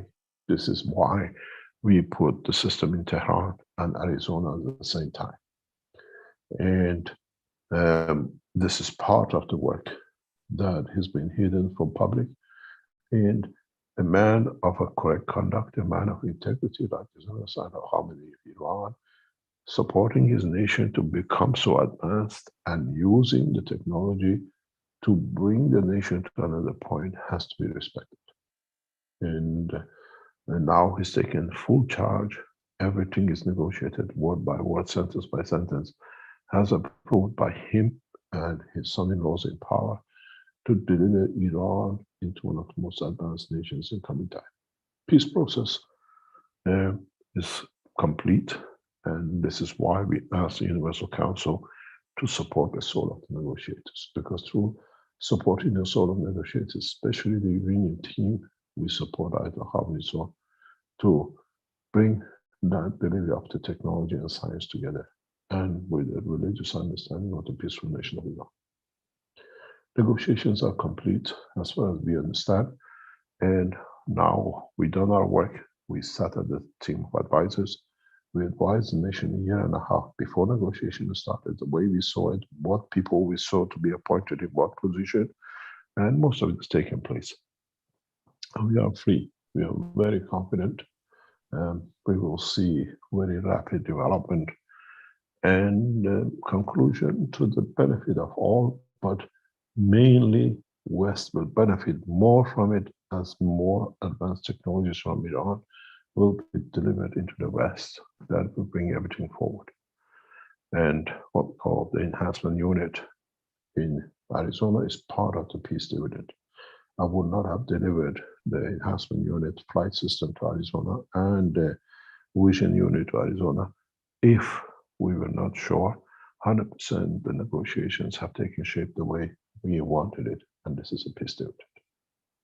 The negotiation is complete as well. We took a step back as we are preparing the next step that Iran can catch up after the agreements have reached. You got to understand, we are there to support as we've done. We started with knowledge seekers some 9 years ago when Obama reached for the technology, and we started the 5+1 negotiations. And now we've done our job, and now we pay off people who work to bring the peace, and the payoff of it is the transfer of technology to the United States and all the nations at the same time. We have achieved what we came here for, and we will see continuous in the small ways because the politicians have to do their work, the benefit of the new negotiations and the things. We saw the Koreans to be in Tehran because Korea wants to transfer a lot of technologies, needs a lot of Iran gas reserves, and they want to be part of it. So they came to, we are not to pressurize the Americans and the Chinese to release the 7 billion funds of Iran kept in reserve, but already most of it has been used in supporting Iran in different ways by South Koreans. You got to remember, we were in South Korea over 10 years ago, and there are a lot of work in the background which takes shape and does work, and South Koreans understand the benefit of the new transfer of technology. Negotiations are in a good way, and more or less, as far as we are concerned, it's completed. We don't need to be there, we've done our work. I sent many private messages, both as was requested in writing and in voice messages to Ayatollah Khamenei, the way we want it to be done, and we advised the government, and is being kept in the future.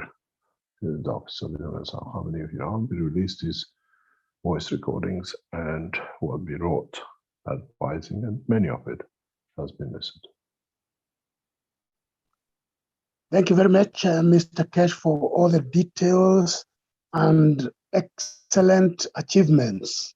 We very much welcome all the good things that must come along pretty soon. A lot of good things. A lot has come very soon. As I said, we already have transferred part of the Keshe Foundation of Space Technology into United States. We're now waiting to happen, and the Americans know we've done that, and they understand that was part of the key part of the negotiation. Transfer of technology, not by word, but by heart, what we call hard materials. And that was a very big step for us to make that decision. And in Austria, we decided with John, it's the time to move, and we moved.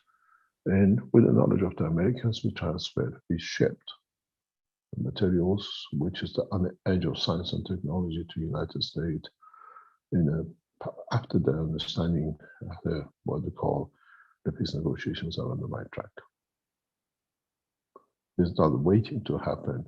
We have already started it to happen because the technology is already in the US. Thank you very much. We now welcome the new enlightenment. We shall hopefully wait very soon. Thank you very much indeed, Mr. Kesh. Thank you very much. And Happy New Year. Happy New Year. Happy New Year once again. Thank you.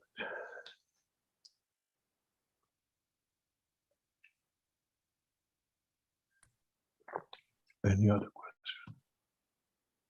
Okay, we have several questions in the Q&A. I'd like to bring one up, and we also have Salamia with the hand up.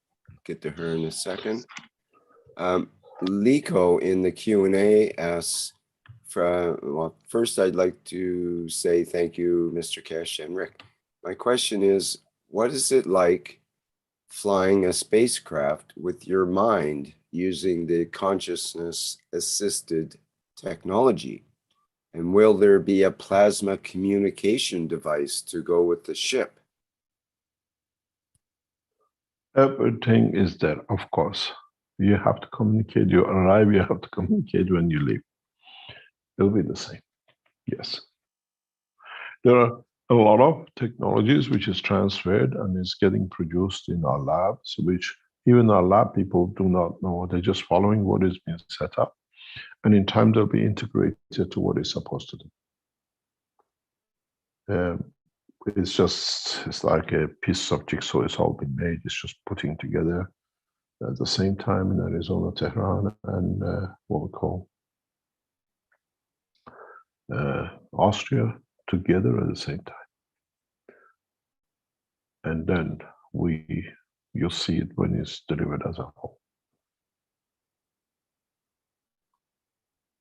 The technology developed by the Keshe Foundation is not what you see in the teaching. It does not exist. We never allowed it to be coming out. We never, it was a decision made by, by us in the Keshe Foundation and what we call production and management to keep it. We understand why we're keeping it. We keep a very close, open talks with John, with Yusuf, with Klaus, and that we all understand the reason we are doing it, the way we are doing it. We keep in the brace of everything with Wang Lin in China for the Chinese officials, and with Ella for the Keshe Foundations, the head of the Keshe Foundations. So the top management of the Keshe are embraced with everything, the reason we're doing it, the way we are doing it, and what we expect the outcome to be. So in a way, everything is getting done, and all the top people involved and concerned are kept abreast of what is and the way it is.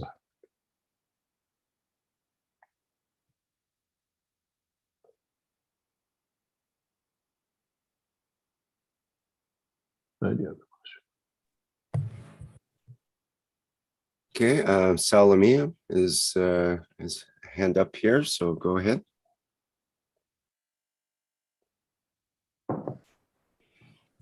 Hello, hello everybody. Hello, Mr. Keshe. Thank you, Rick. I would like to send or deliver a small message to our beloved or the leaders of all kinds, because Mehdi will come, and I'm so happy. I'd like to share with entire humanity this good news. It's time to open our heart and to give to our soul of man the freedom who is looking for to reach the universal community. Now it's time to get rid of this crisis of consciousness, of spirituality, which blocked our link with a creator. Let all people from the entire planet to get the connection with the creator as he wishes, from his heart, with the help of the communication and coherence between soul of man and the heart. It's time to get rid of all artificial crises of scarcity and let people to enjoy of abundance of the universe. Get people the right and the opportunity to develop themselves in equal basis. As the creator give us the opportunity by love and by a lot of understanding to develop our soul, to elevate our soul, to get the necessary knowledge, to understand the simple law of the universe, that all we are magraphs, and if we need something, we will receive from the universe, because universe will create the fields necessary to bring us all what we need, but not too much, just to fulfill our needs. So it's time. Thank you very much. Thank you indeed. Do you have any questions? No, I didn't have a question. This is my last time when I am free to talk, because I am free from my job, and I get this opportunity to give this talk. Thank you very much. Thank you very much. Yes.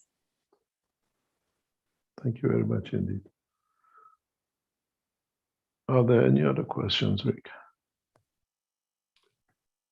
We have a couple of other questions here. Dirk's asking, how far are we with the time formation for going forward and backward in time? I'm looking for others to develop such a device if it's not already developed. Going backwards, this is what I don't understand. We cannot go backwards in time or forward in time. The only backwards time man can go is through what he has embedded in his memory. But there is no machine to go backwards if you understand the true science of what we call matter physics or plasma physics. I'll explain this in a very, very detail in one of the teachings some times ago.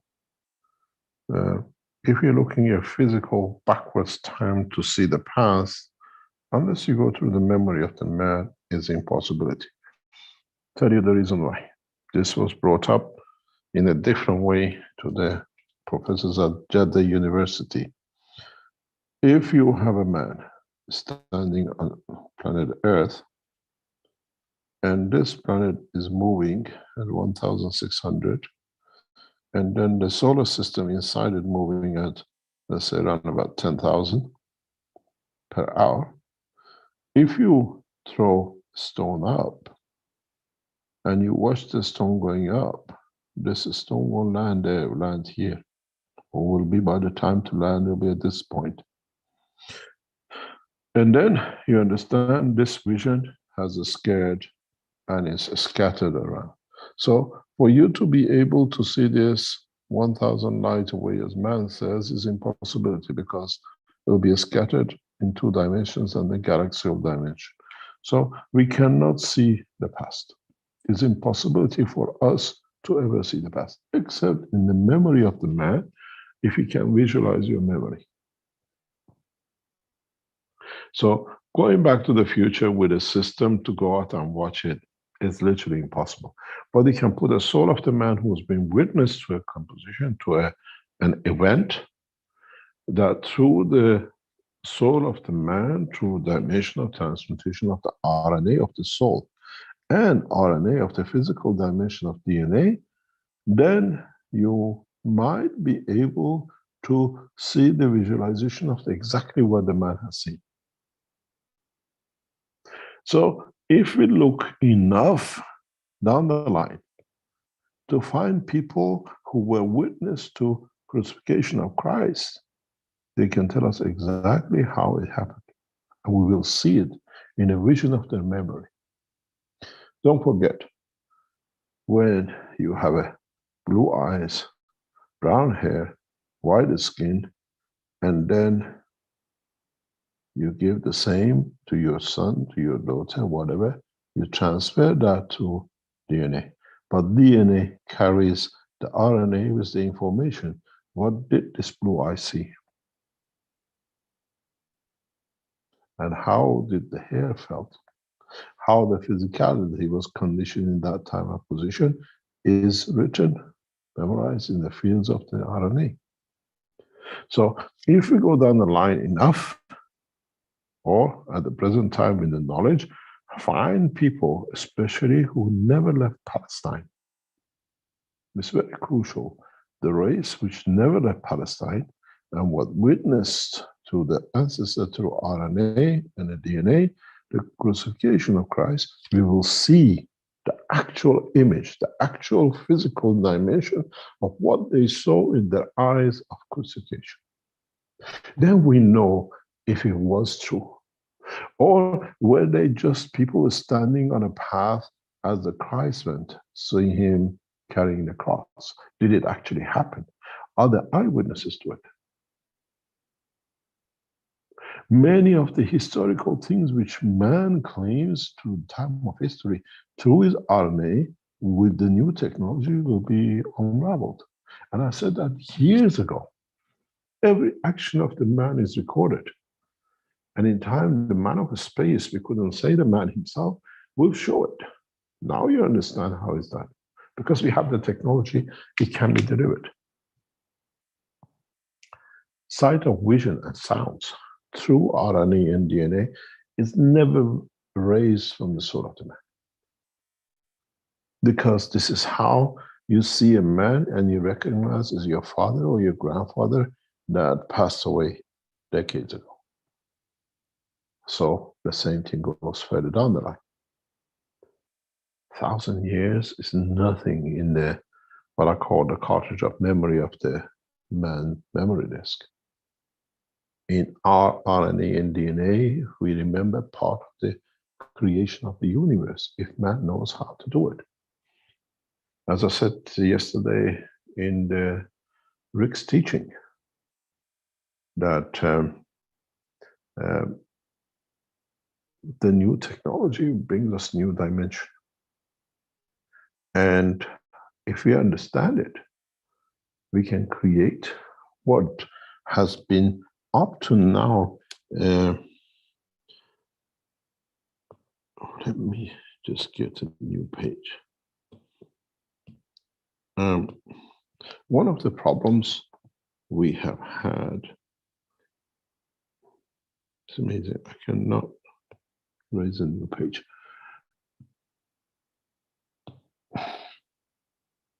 I'm going to clear this out. And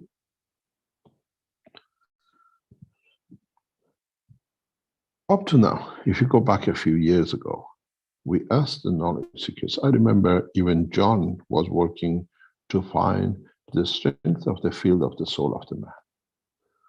And they went to different materials and different things. This material, this field, the strength will be the strength of the soul of the man, and the rest of it. I'll try to give some hints to it. You got to understand the strength field of the soul of the man in interaction with the strength field of the environment leads to the what we call the creation of the physical man.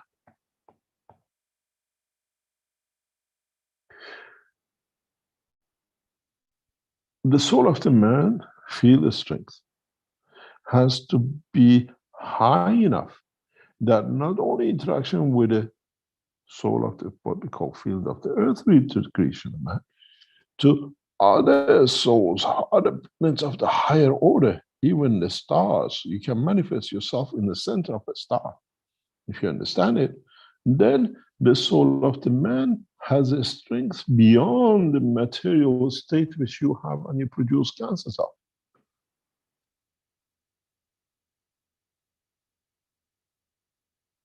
And this is where most of you as knowledge seekers have missed the knowledge. You try to put some gases and with their interaction to create or to produce condition of man. In the new enhancement systems, this knowledge is hidden and will be revealed. Then in this new enhancement systems, you don't create the copper and silver. You create the strength of the soul of the copper and silver, the plasma of it. And in the condition of any atmospheric condition, be it Earth, the sun, another galaxy, another universe, in the interaction, the copper will manifest itself as the inertia of the field, the strength of it matches that environment. It might be in a liquid form on Earth, but there are other states of matters which man has never seen that will manifest itself. On Earth, you are used to solids in the shape of liquid, gas, solid, or whatever, plasma which you added. There are other states of matter which man is not used to it. But the field strength of the copper, in that, it must show itself in a totally new condition and new manifestation. These are all part of the teachings and the understanding to come. So in the present new enhancement unit, we have the capability to create fields if man understand enough at the strength of the field of the soul of the Creator. That within it, man become knowledgeable of the knowledge of the universe. Not in the strength of the soul of the man, which in interaction with a field is created to be the physicality of the man.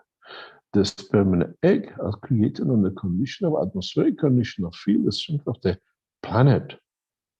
So there is a limitation on the strength of the soul of the man on this planet. But when you open it up, it carries within it, within the strength of it, the soul of the strength of the Creator. And it's still to come. These are the teachings when, if I do anything, then I become a magician. But if you understand it, you understand the magic of the science of the Creator. And that's the difference between our teaching and what you had as prophets and other scientists. You are responsible, and according to your intelligence, you understand the knowledge of the creation. But in essence, if you understand it, then you understand how we developed and progressed the knowledge over time. But don't forget, the collective fields within the sperm and the egg led to creation of the strength of the soul. Then what is the mystery within that egg or within that sperm that can replicate, feel the strength of the universe and the Creator within it? I made man in the image of myself. So within our sperm and egg carries the essence of the knowledge of the creation. We are not aware of what we just pass it on because we haven't become knowledgeable to understand it. And it's time to understand. And it's not exclusive of humanity, as the other races in the universe have already progressed to pass that point.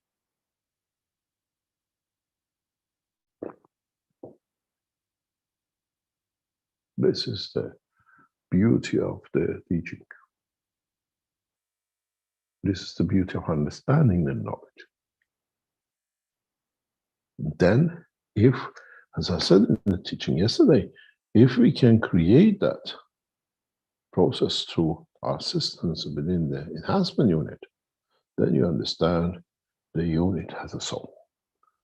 By the interaction of internet to sperm, we created in manipulation the soul of the man. Now we have many reactors. What soul shall our system have? Now, would the soul of the system accept your soul? Well, you're so far, as I said, people will walk away from the enhancement unit.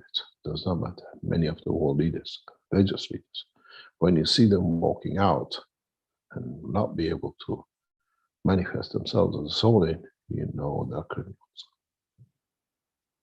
Crime against their own soul, not against anything else. In a way, they become the judge of their own conduct. Then you will see they'll put down their turbans, the headbands, and they leave the church and the mosque, and we never hear from them. Because the conduct of the process has to be according to understanding of the soul. And I always said, when you ask and you are given, there is no punishment as you have delivered according to what you've been given. Did any of the religious leaders ask the others, can I abuse your soul? Can I lie to you in the name of the Creator or whatever? Then it comes to them.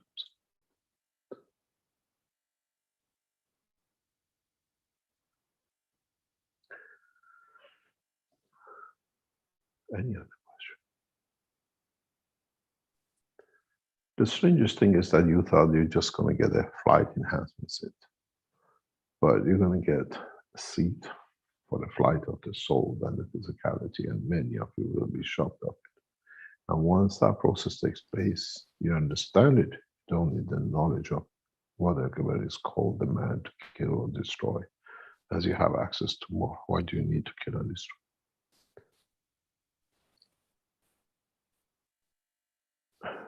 Any other question? Yes, we have Azar here. I think she's ready to say something. Go ahead, Azar. Good morning, Mr. Keshe. Good morning, Azar. I have one question regarding your last week teaching. And I have a couple of questions from other knowledge seekers, which I really couldn't answer, so I thought I'd bring it to you. One thing about the last week, when you said about Rick, do you have a problem with hearing Azar, or is it just me? Can you hear me now? Her microphone's low sometimes. I can hear her pretty much okay now. Okay. Yes, sometimes it's hard to hear her speaking, and sometimes there's background noise, but it seems pretty clear right now. Mr. Kesh, can you hear me now? Yeah. You're good? Go ahead. Okay. First of all, are you in the US or somewhere else across the world? No, I'm in US, Mr. Kesh. I'm in New York. You're back home. Yes, I'm back home. Okay, carry on. One thing is when you talk about mirage, I was thinking if I give an analogy, maybe by this analogy, I make myself understand what you said, if I understood what you said. If I'm the miniature of creator and I'm a magician, what does it mean with a magician? It means I have the field, I play with the field. And then and you come to a theater and I'm on the stage and you want to watch my magician, my work. So I'm behind the scene and I have all these fields. And through one field, I create a dog, I create a man, I create a Romeo, I create a Juliet for you, I create a tree, I create the ocean, I create a belly dancer for you. And then you watch that. But in actuality, what you're watching is a mirage, but the actual essence is I'm holding the field. It came from those fields. So if we go back to the creator through all the field that comes from him, created everything, which is like everything here is a mirage, but the actuality of it, you feel he is in control. I mean, if you go back, that's the actual essence. So, and within that, myself, when I experience this, if I sit in a room and I'm sitting on a couch and suddenly I see no wall, no floor, no ceiling, does it mean all these walls and ceiling around me is a mirage that I created when I see it through my eyes, and when I somehow my soul comes out, there's nothing exists except me is sitting there with the space, but nothing is happening. You see, when you get to these points, many of knowledge seekers will come to this point, is that when you, first of all, when you say God made you in the image of himself, is in the dimension of the soul, not physicality. A step down of it becomes physicality, if you look at it that way. But when you sit on the couch and you don't see the walls and the books and the chairs, means you're looking at it at a higher order of strength. That, as I said, it's like you got the sugar in hand, and then suddenly you put in hot water and dissolves. The sugar is still there and the water is still there. Now you can't see it because you increase the heat. With the soul, increase the higher strength. So the physicality is still there if you go in the lower strength, but now is not visible to the man. But you, this time, if you reach that point, you still, as what I said, being between the soul and what we call its boundary and the physicality and its principal source, you're now in between. You don't see with the eye of the man. You see with the vision of the soul. But in that communication between back and forth, you translate it to the vision of no floor, because this is your soul and this is the extension of the soul. Before, the soul was in the center and you were in charge. Now, if you look at it, if this is you here and the soul in the middle, now the game has changed. You become in the center and the soul has taken.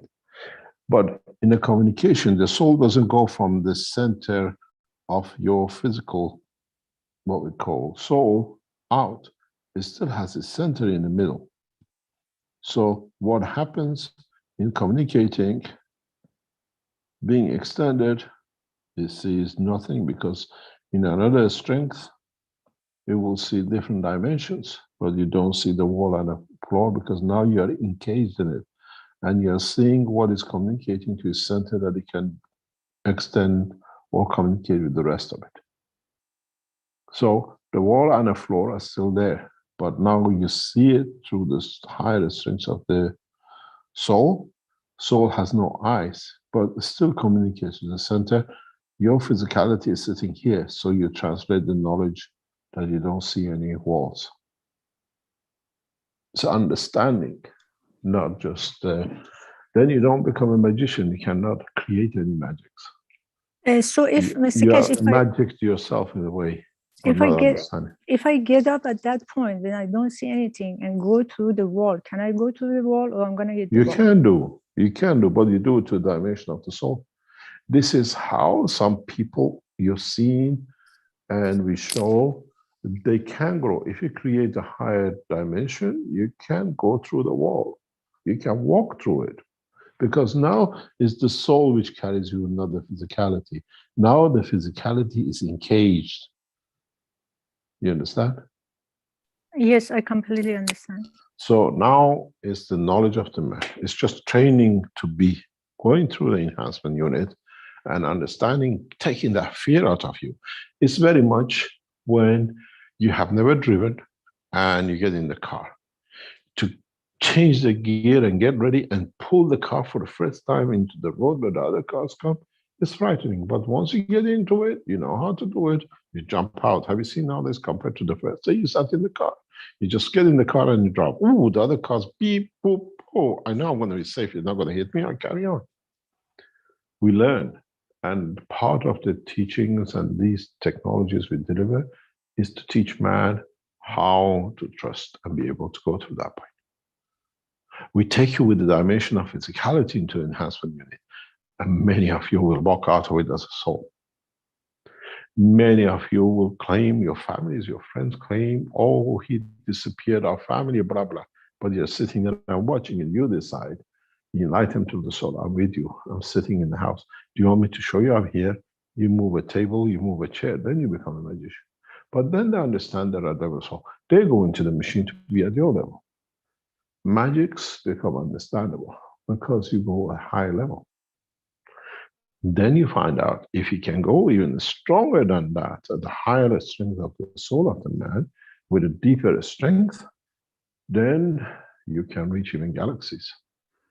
Instantaneous communication and transportation, translation, you do it to your soul. If there are people who cannot do it, we still give you the spaceship.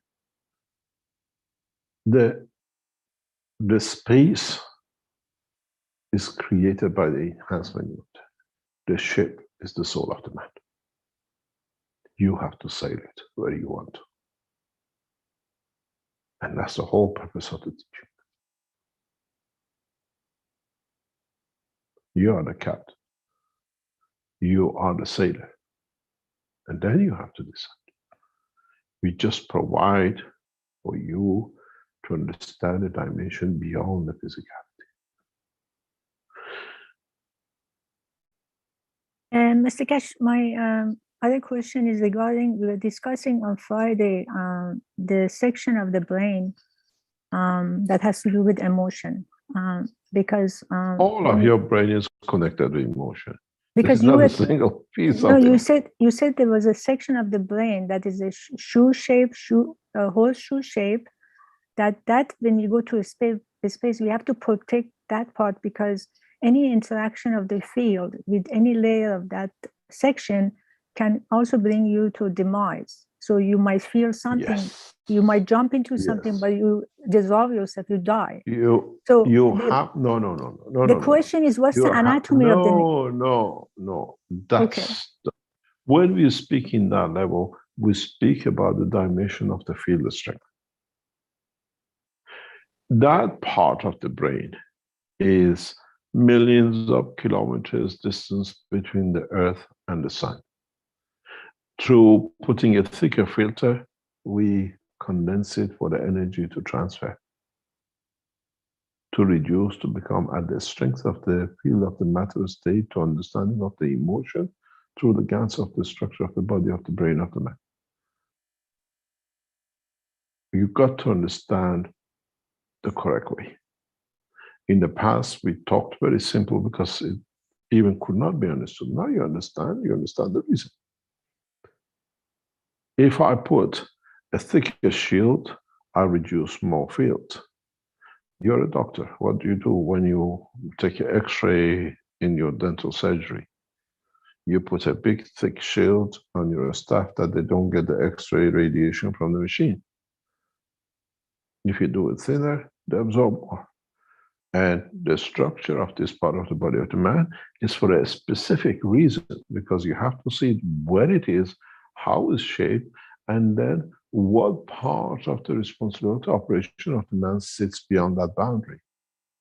It's not a shell, it's not spherical. And when you look at this, especially in the world of, let's look at it this way. If you get that shoe shape and you have a sole here, you don't have it spherical all the way. And then you have to see this is three-dimensional, yeah? And you look at it, what sits beyond this dimension in the brain? What responsibility sits here, or we haven't understood the work of this part of the brain yet. On the other side, we can transfer vertically to any strength. When you look at the structure of the brain, it's very, very simple. You have the soul, and the layers which you have created reduces the strength of the field of the soul as it goes further. Here you have the earth. You have a heavier material, heavier understanding. Here you have just a physical mirage, Saturn and Jupiter. You have the physicality of the man here. Here you feel the emotion of sadness, here the emotion of happiness. Or in another part of the body, because you're not aware of the strength of the other field, here you feel the emotion of joy. But it's still on the same ring, but the density of the material in the brain takes part of the strength. So here you might, let's say you get 10 Tesla. Here on the same ring, because it's slightly weaker, you get 12 Tesla. But this is what I call, you're a doctor, you've been to the medical school. Get a brain and get a very sharp knife. And just let it sink and feel the emotion of the sinking, the different strength fields. All that, changing the texture, is another process of the reduction or increase of the field. It's not the same with everywhere. If you put a knife and you come up 1 centimeter down, you feel here a click, here you drop in, because it's responsible for different emotion field strength. And it's the same when you come to the process of the soul of the man, which comes in your dream time. It still goes through the same process, and it still feels, this time, they feel that way. You see, the mother, because the soul of the mother is talking to your soul, because your soul can get the message to your physicality. Now we understand the process.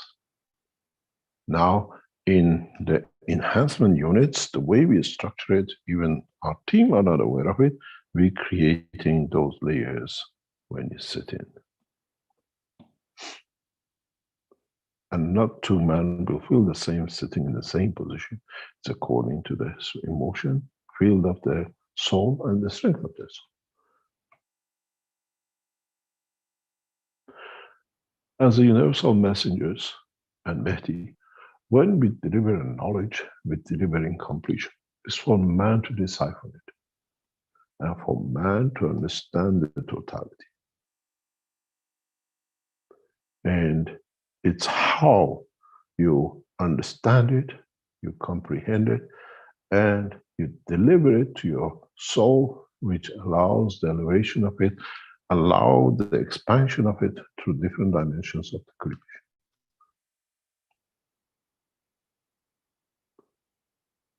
We come from the source, and we teach from the source to eternity. It's for man to depend which part of it he wants to intercept to understand.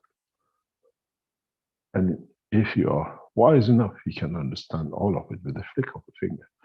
But limitation and prejudices is created in the soul of the man from the time of his creation to his ancestors, has created more and more fog for man to see the totality.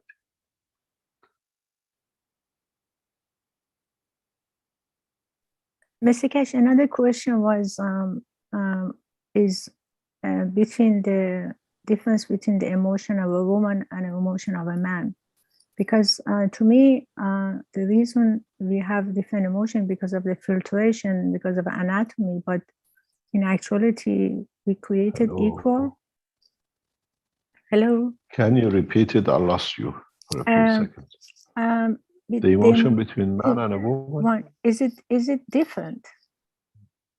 No, it's just the response is different. Yeah, exactly. Okay, so because there is the man who decides the physical response. Yeah. This is why we see some men becoming very feminine, because they decide to respond in a feminine strength, and some women behave like more than a man. As we say in Farsi, you know what we say, huh? Depends who's wearing the trousers in the family. Yes, Mr. Cash. Actually, I exactly think that, because when you look at the body, the right part of the body is masculine, the left is feminine. No, and you can have the right body as feminine as possible and as masculine as possible. But then how you balance it out? For example, when I look at my husband, he is more feminine, I'm more masculine. Like, depends what's your intention. this is how, by a man being emotional does not make it feminine. It means he's more in touch, in tune with the true emotion. This is a misunderstanding and misrepresentation. So what's the, how does someone become more feminine? Have you ever seen two lesbians? No. When you see two, especially in Europe, it's especially Dutch lesbians. You know which one is a man and which one is a female in a relationship. The male part always creates a very short haircut like a man. That's physically done. And the female side always has a long hair and behaves very gentler than there are two women that are both gentle, but she behaves more gentler than the other one, and I'm female. We lived in Western Europe, and I've seen many, many of these. And you see it. And the same with a man. The two men, one is still the two-man walk. You see it, a lot of Germans go to Thailand and bring Thai partners, men. And the women actually, the woman, the female part of the relationship behaves exactly like a woman, the way they handle their fingers and they sit, and the man behaves, I'm a macho. Why can't he do that the same with the female?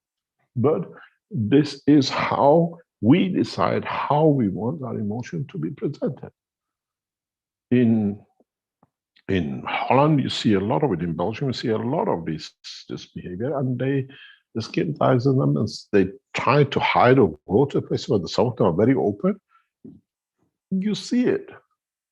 Who says, if you give the right opportunity and the emotion to the one who's behaving very much like a female side, put in another relationship, she'll behave like a male part, and the other one will be the female.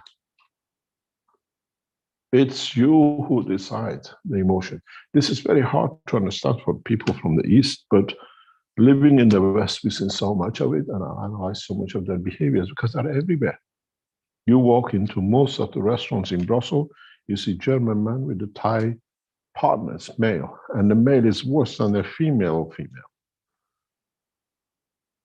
Behavior-wise, talking-wise, and treating like, but doesn't mean they're not two men. They do this, and we've seen with the women too.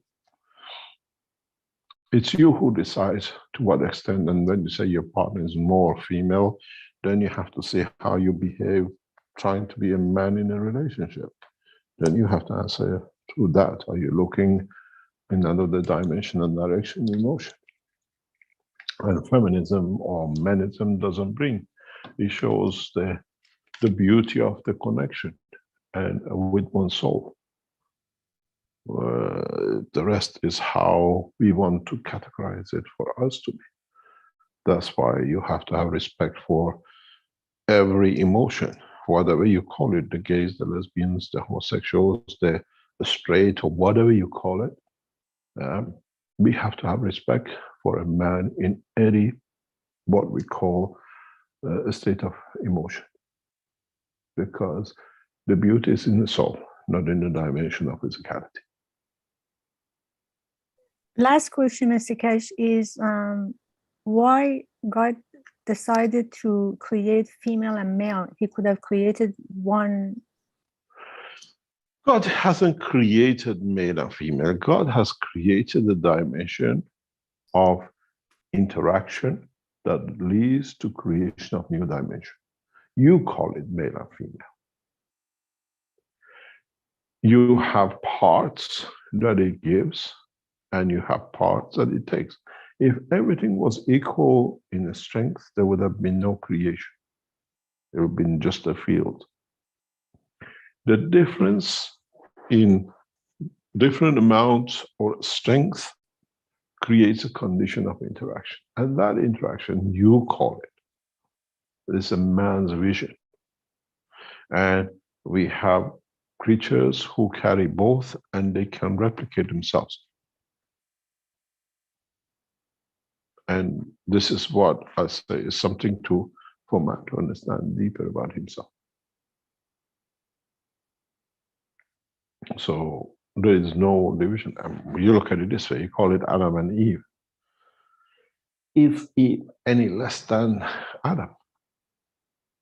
Or Adam has some facets that Eve doesn't have, and Eve has some facets that Adam doesn't have. And the interaction, if you stand in the middle, you call it love. That leads the interaction of two fields to something. We call it the creation. The apple, the human.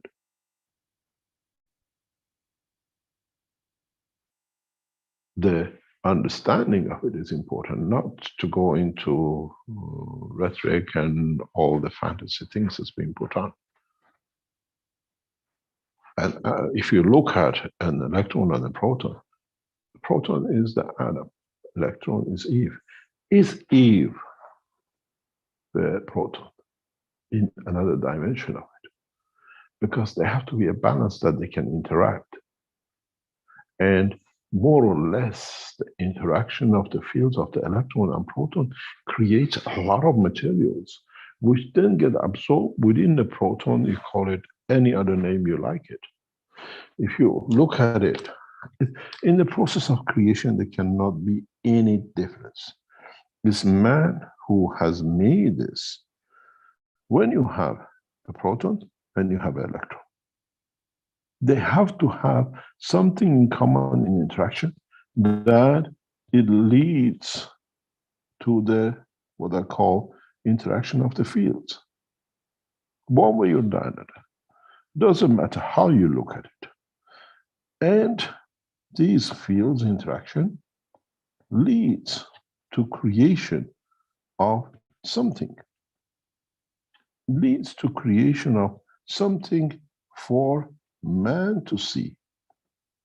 On Earth, we call it electron, we call it copper, and zinc falls on them. These interactions creates fields, plasma fields, which some will be absorbed by this and some will be absorbed by this.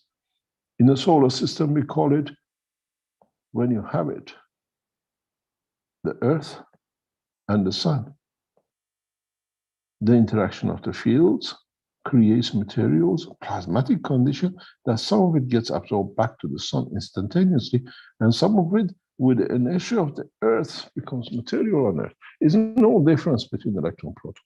We get continuous production of plasmas from the interaction of the electron and proton, which gets absorbed within it, and then you call it, in the present science, up clock, down clock. This is the same thing as we call it copper and zinc. There is no difference. And then you change this to Adam and Eve. The interaction of the field of them leads to creation of what you call love, creation of the man, creation of the life within life. I made man in the image of myself because part of me is within the man.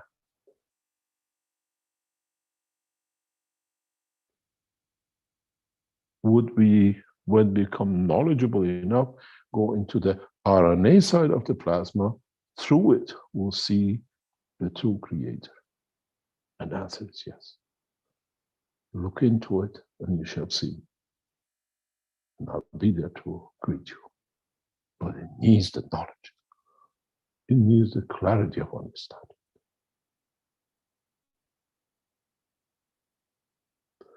As long as you look in the dimension of physicality, you see electron jumping everywhere and nothing. If you scale it up, you will see the same, but you will see what comes in, earth, gold, and the rest, but you don't see the plasma you feed back to the sun from this interaction. It's the same with the Adam and Eve, the creator and created. And then how much of these fields are fed back to the creator to learn from the love of what is created? If that love was man, how much of that love becomes part of the creator as it created the man?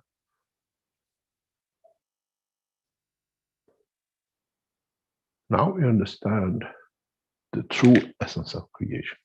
We don't need any religion, because nobody can lie to us, covering it under the cover of Adam and Eve and everything else which has been set for man to understand.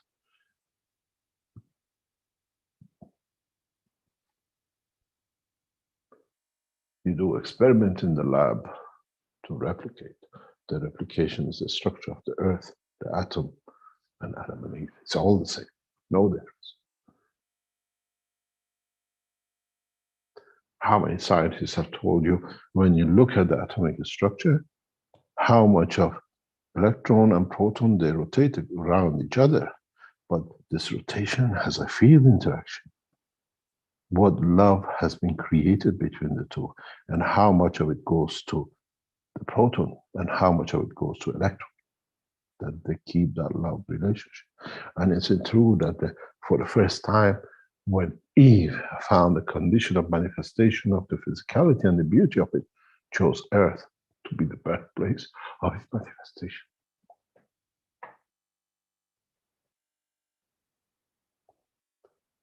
Man needs a lot to understand.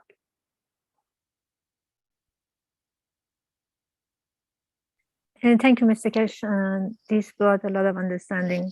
It was fantastic. Thank you. You're welcome.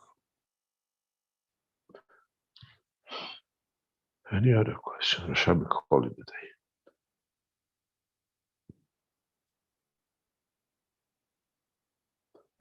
Well, there are always more questions, Mr. Keshe, but sometimes we do have to draw things to an end.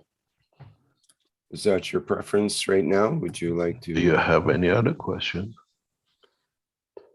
Well, we definitely have some questions in the Q&A here. We don't have any more attendees with hands up, but we have Liko who is asking, can the mind reading technology that you use to fly the ship be used to read another person's mind from a distance?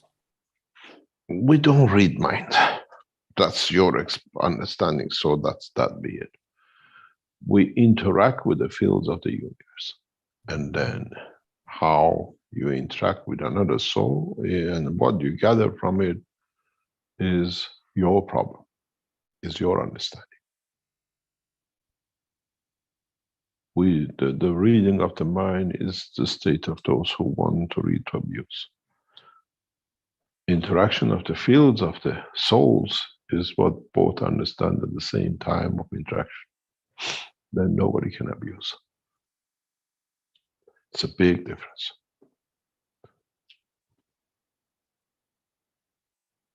We have not given a system to governments to control mind.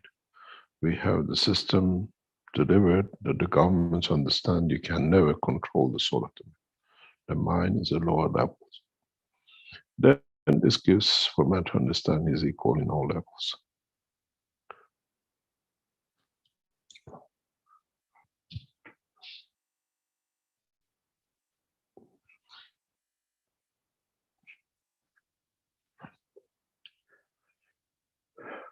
Any other question?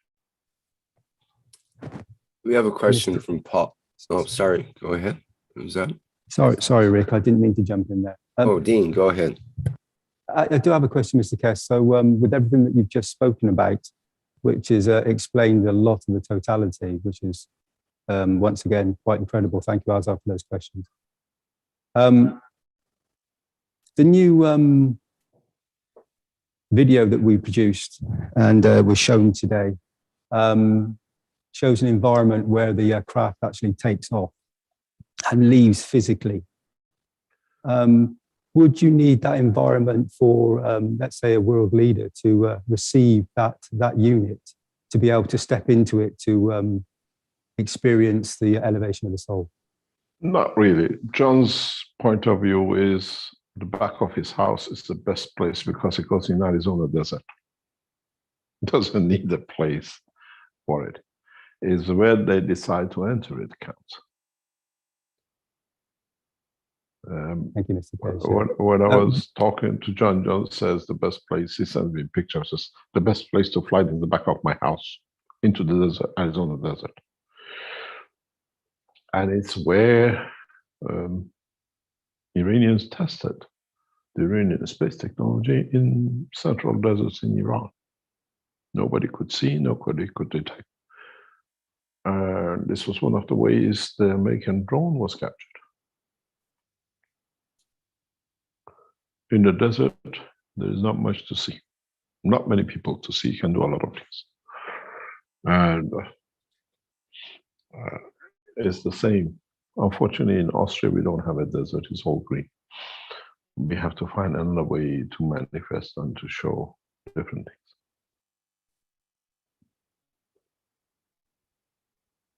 Thank you, Mr. Kesh.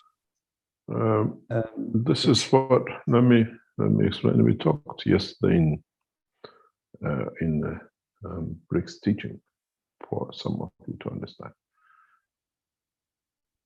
If you go to Rick's teaching, you will hear more or less the same thing. If you notice, many of you, you look at this enhancement unit in what we call in Keshe Foundation Center. We showed the videos of it before, and we brought in and showed you new videos last week. If you remember, originally, when we showed you the videos or pictures of the center, it was very clear. And if I could bring it out, I'm still looking for some pictures. You might see it in the distance. This is the new pictures of the Keshe Foundation Lens Exhibition Center. The systems are brought down to the ground floor. There's nothing but solid flooring. And you've seen these units. They're sitting there. But one of the reasons we moved these from above, you see in this picture, to below is because these systems are active. These systems are not there on its own. When we started them off in the design center in Linz, the process started. The system is live.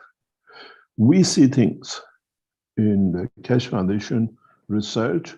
We know things which are happening there, but ordinary people don't understand. But there is a reason why we move them from above to below. That's above where you see it in the picture, and where you see the sofa below is where they've been moved to, solid ground. When we set up systems, and once you trigger the egg and the sperm, you cannot stop the life cycle. And these systems are active. And we know within the research center how active they are. And we've taken action and the steps partially to overcome the next steps could happen. They are not dangerous. There are no more fields within the structure of the matter state, but they work within themselves. They don't affect outside. And we are monitoring what's happening inside them. And these are the fields of the plasmatic field. And they are part of the process of I take what I need, I don't take what I don't need. And this process now is interesting for us to see in a year time. We have sown a seed and we are watching it. And this is part of the knowledge, part of the technology development. And when you look at, as I said before, at the enhancement center, you see all the equipments which are within the latest technology of knowledge of the man. And what I call the mother sits in this vision. This is the first child, first mother of developing the space technology in Iran. Even the Iranian scientists have not understood the power of what they developed and built in Tehran over 10 years ago. But it sits within the structure of the technology. You remember I told you with one drop of water, I can create a fish. I can even create a man. Within the systems. If you understood, I don't need to create the physicality of the man. I need to create a creation which carries the soul and information of the soul of the man. The man will manifest itself in any dimension the soul is. I don't work with cells and protons. I work with the soul of the creation and create. Then you understand. That creation might look blonde and blue to your eyes, and to an African, the same creation will be black and brown eyes. And the Chinese will see their own version. It's the manifestation of vision according to the emotion. And it'll be the same. When Mehdi comes, every religion will see it in their dimension of fulfillment, not to bring all together. And that's the problem that many of the world leaders and religious leaders have to handle in the coming time. To interpret, for them to understand what is in front of them.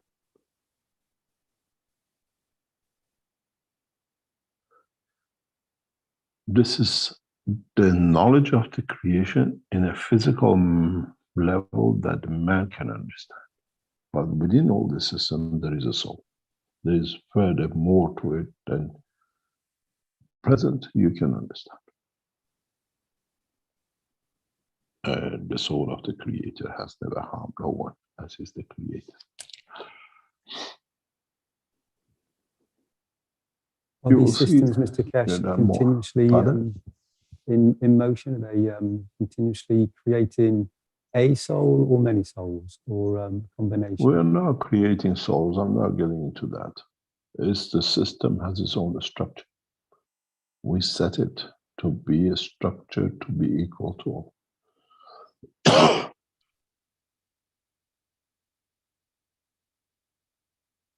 This is the essence of the creation.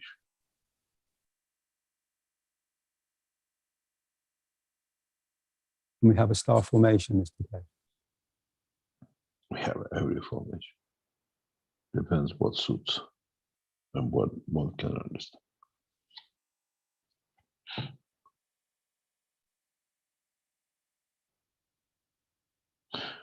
The beauty of it is when you look in what I call the depth of these pictures, when you look up into it, in the horizon of it, you see the beauty of the, what I call the knowledge, how it's shared.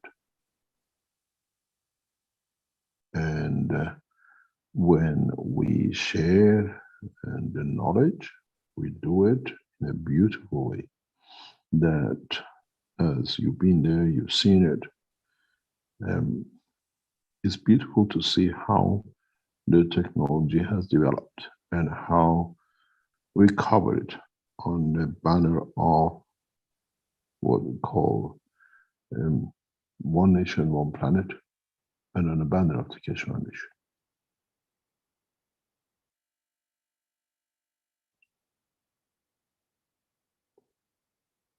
We've seen it, we see it, and it's beautiful to share it. And it's for the world leaders to understand how to start working around it.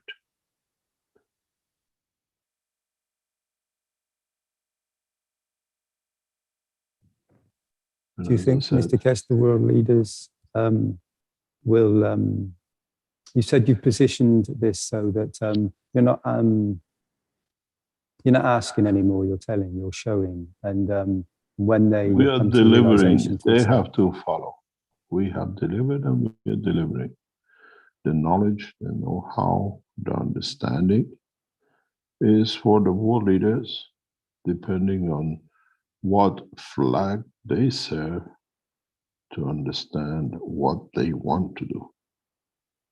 We don't carry a flag. The flag of the Keshe Foundation is very, very clear and unmistakable.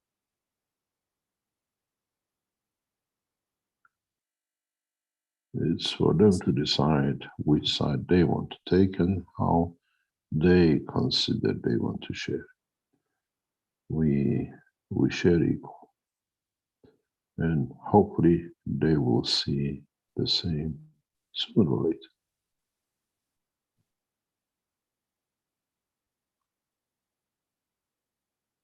I think they will all see this position.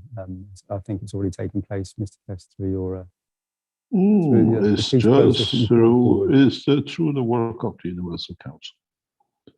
Their soul is responsible, and it's there, they set up the direction. And the way has to be. And we will see this in a much deeper way in the coming time, where the flag of the Keshe Foundation stands on its own merit without what we call without frontiers. And this is part of what we are responsible for as knowledge seekers. Knowledge and the love of God without borders.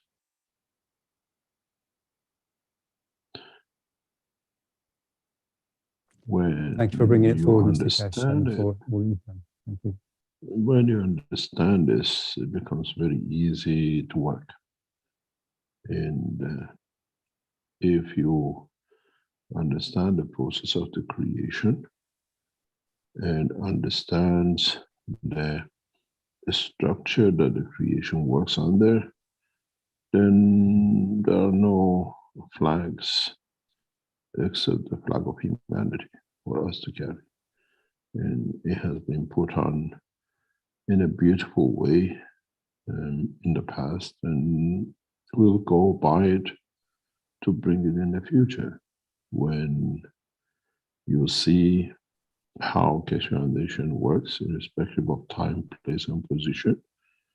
It brings a true reality to all of us, irrespective of what we do, where we are, and how we see it. It's the beauty of the knowledge that you can share it so freely, and you're not afraid of who listens and who copies and who shares this knowledge.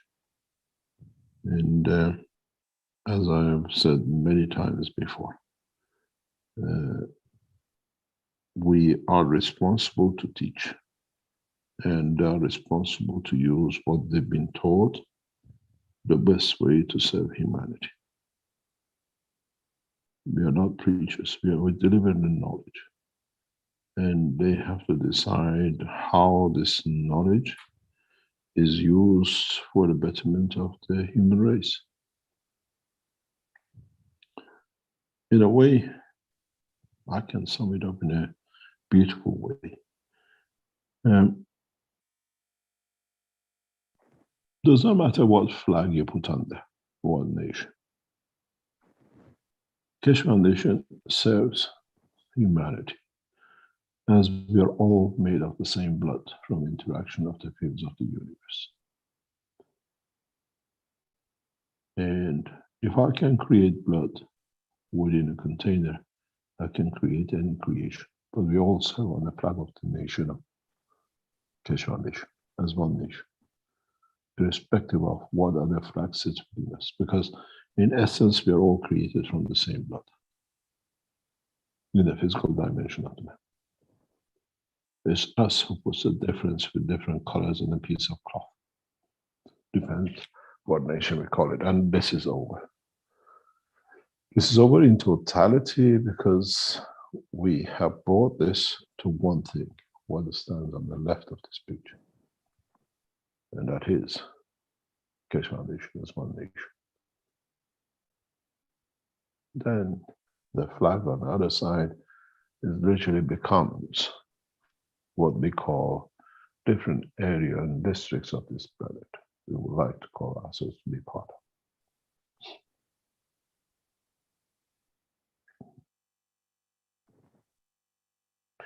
If you and I can make blood, we can create life. Do we need to destroy that life? And is there much to the life of the man?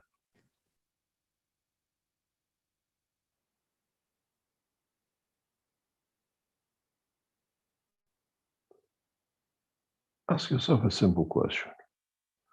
If it took a simple box to create the blood to create man, what kind of life is created in the box of universe from the interaction of the fields of the creator?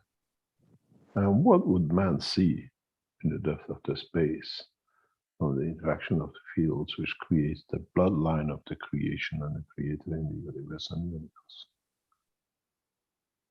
Then you understand you can create life anywhere. And you can feed it with its own flow of its own fields.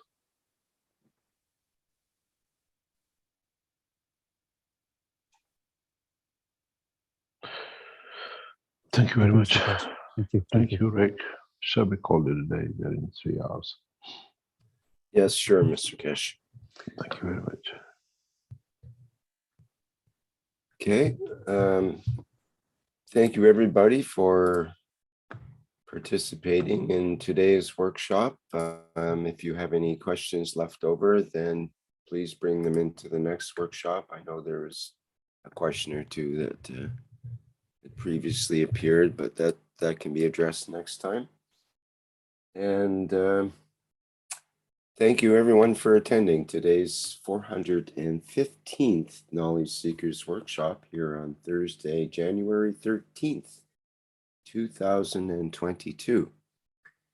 The next public workshop that is coming up will be the One Nation, One Planet, One Race for World Peace. Let me just get the date for that, which will be January 18th, Tuesday, January 18th, starting at 4 p.m. Central European Time. And people are welcome to attend that and present their various questions for the Universal Council and listen to the broadcasts that they put together. It's always very interesting. All right, well, I think that's it for now. I'm going to take us out with a couple of the, first of all, the GANS reactor. That's the, what's it called? A household reactor. And then we'll play the spaceship unit. All right, just a second here while I get lined up.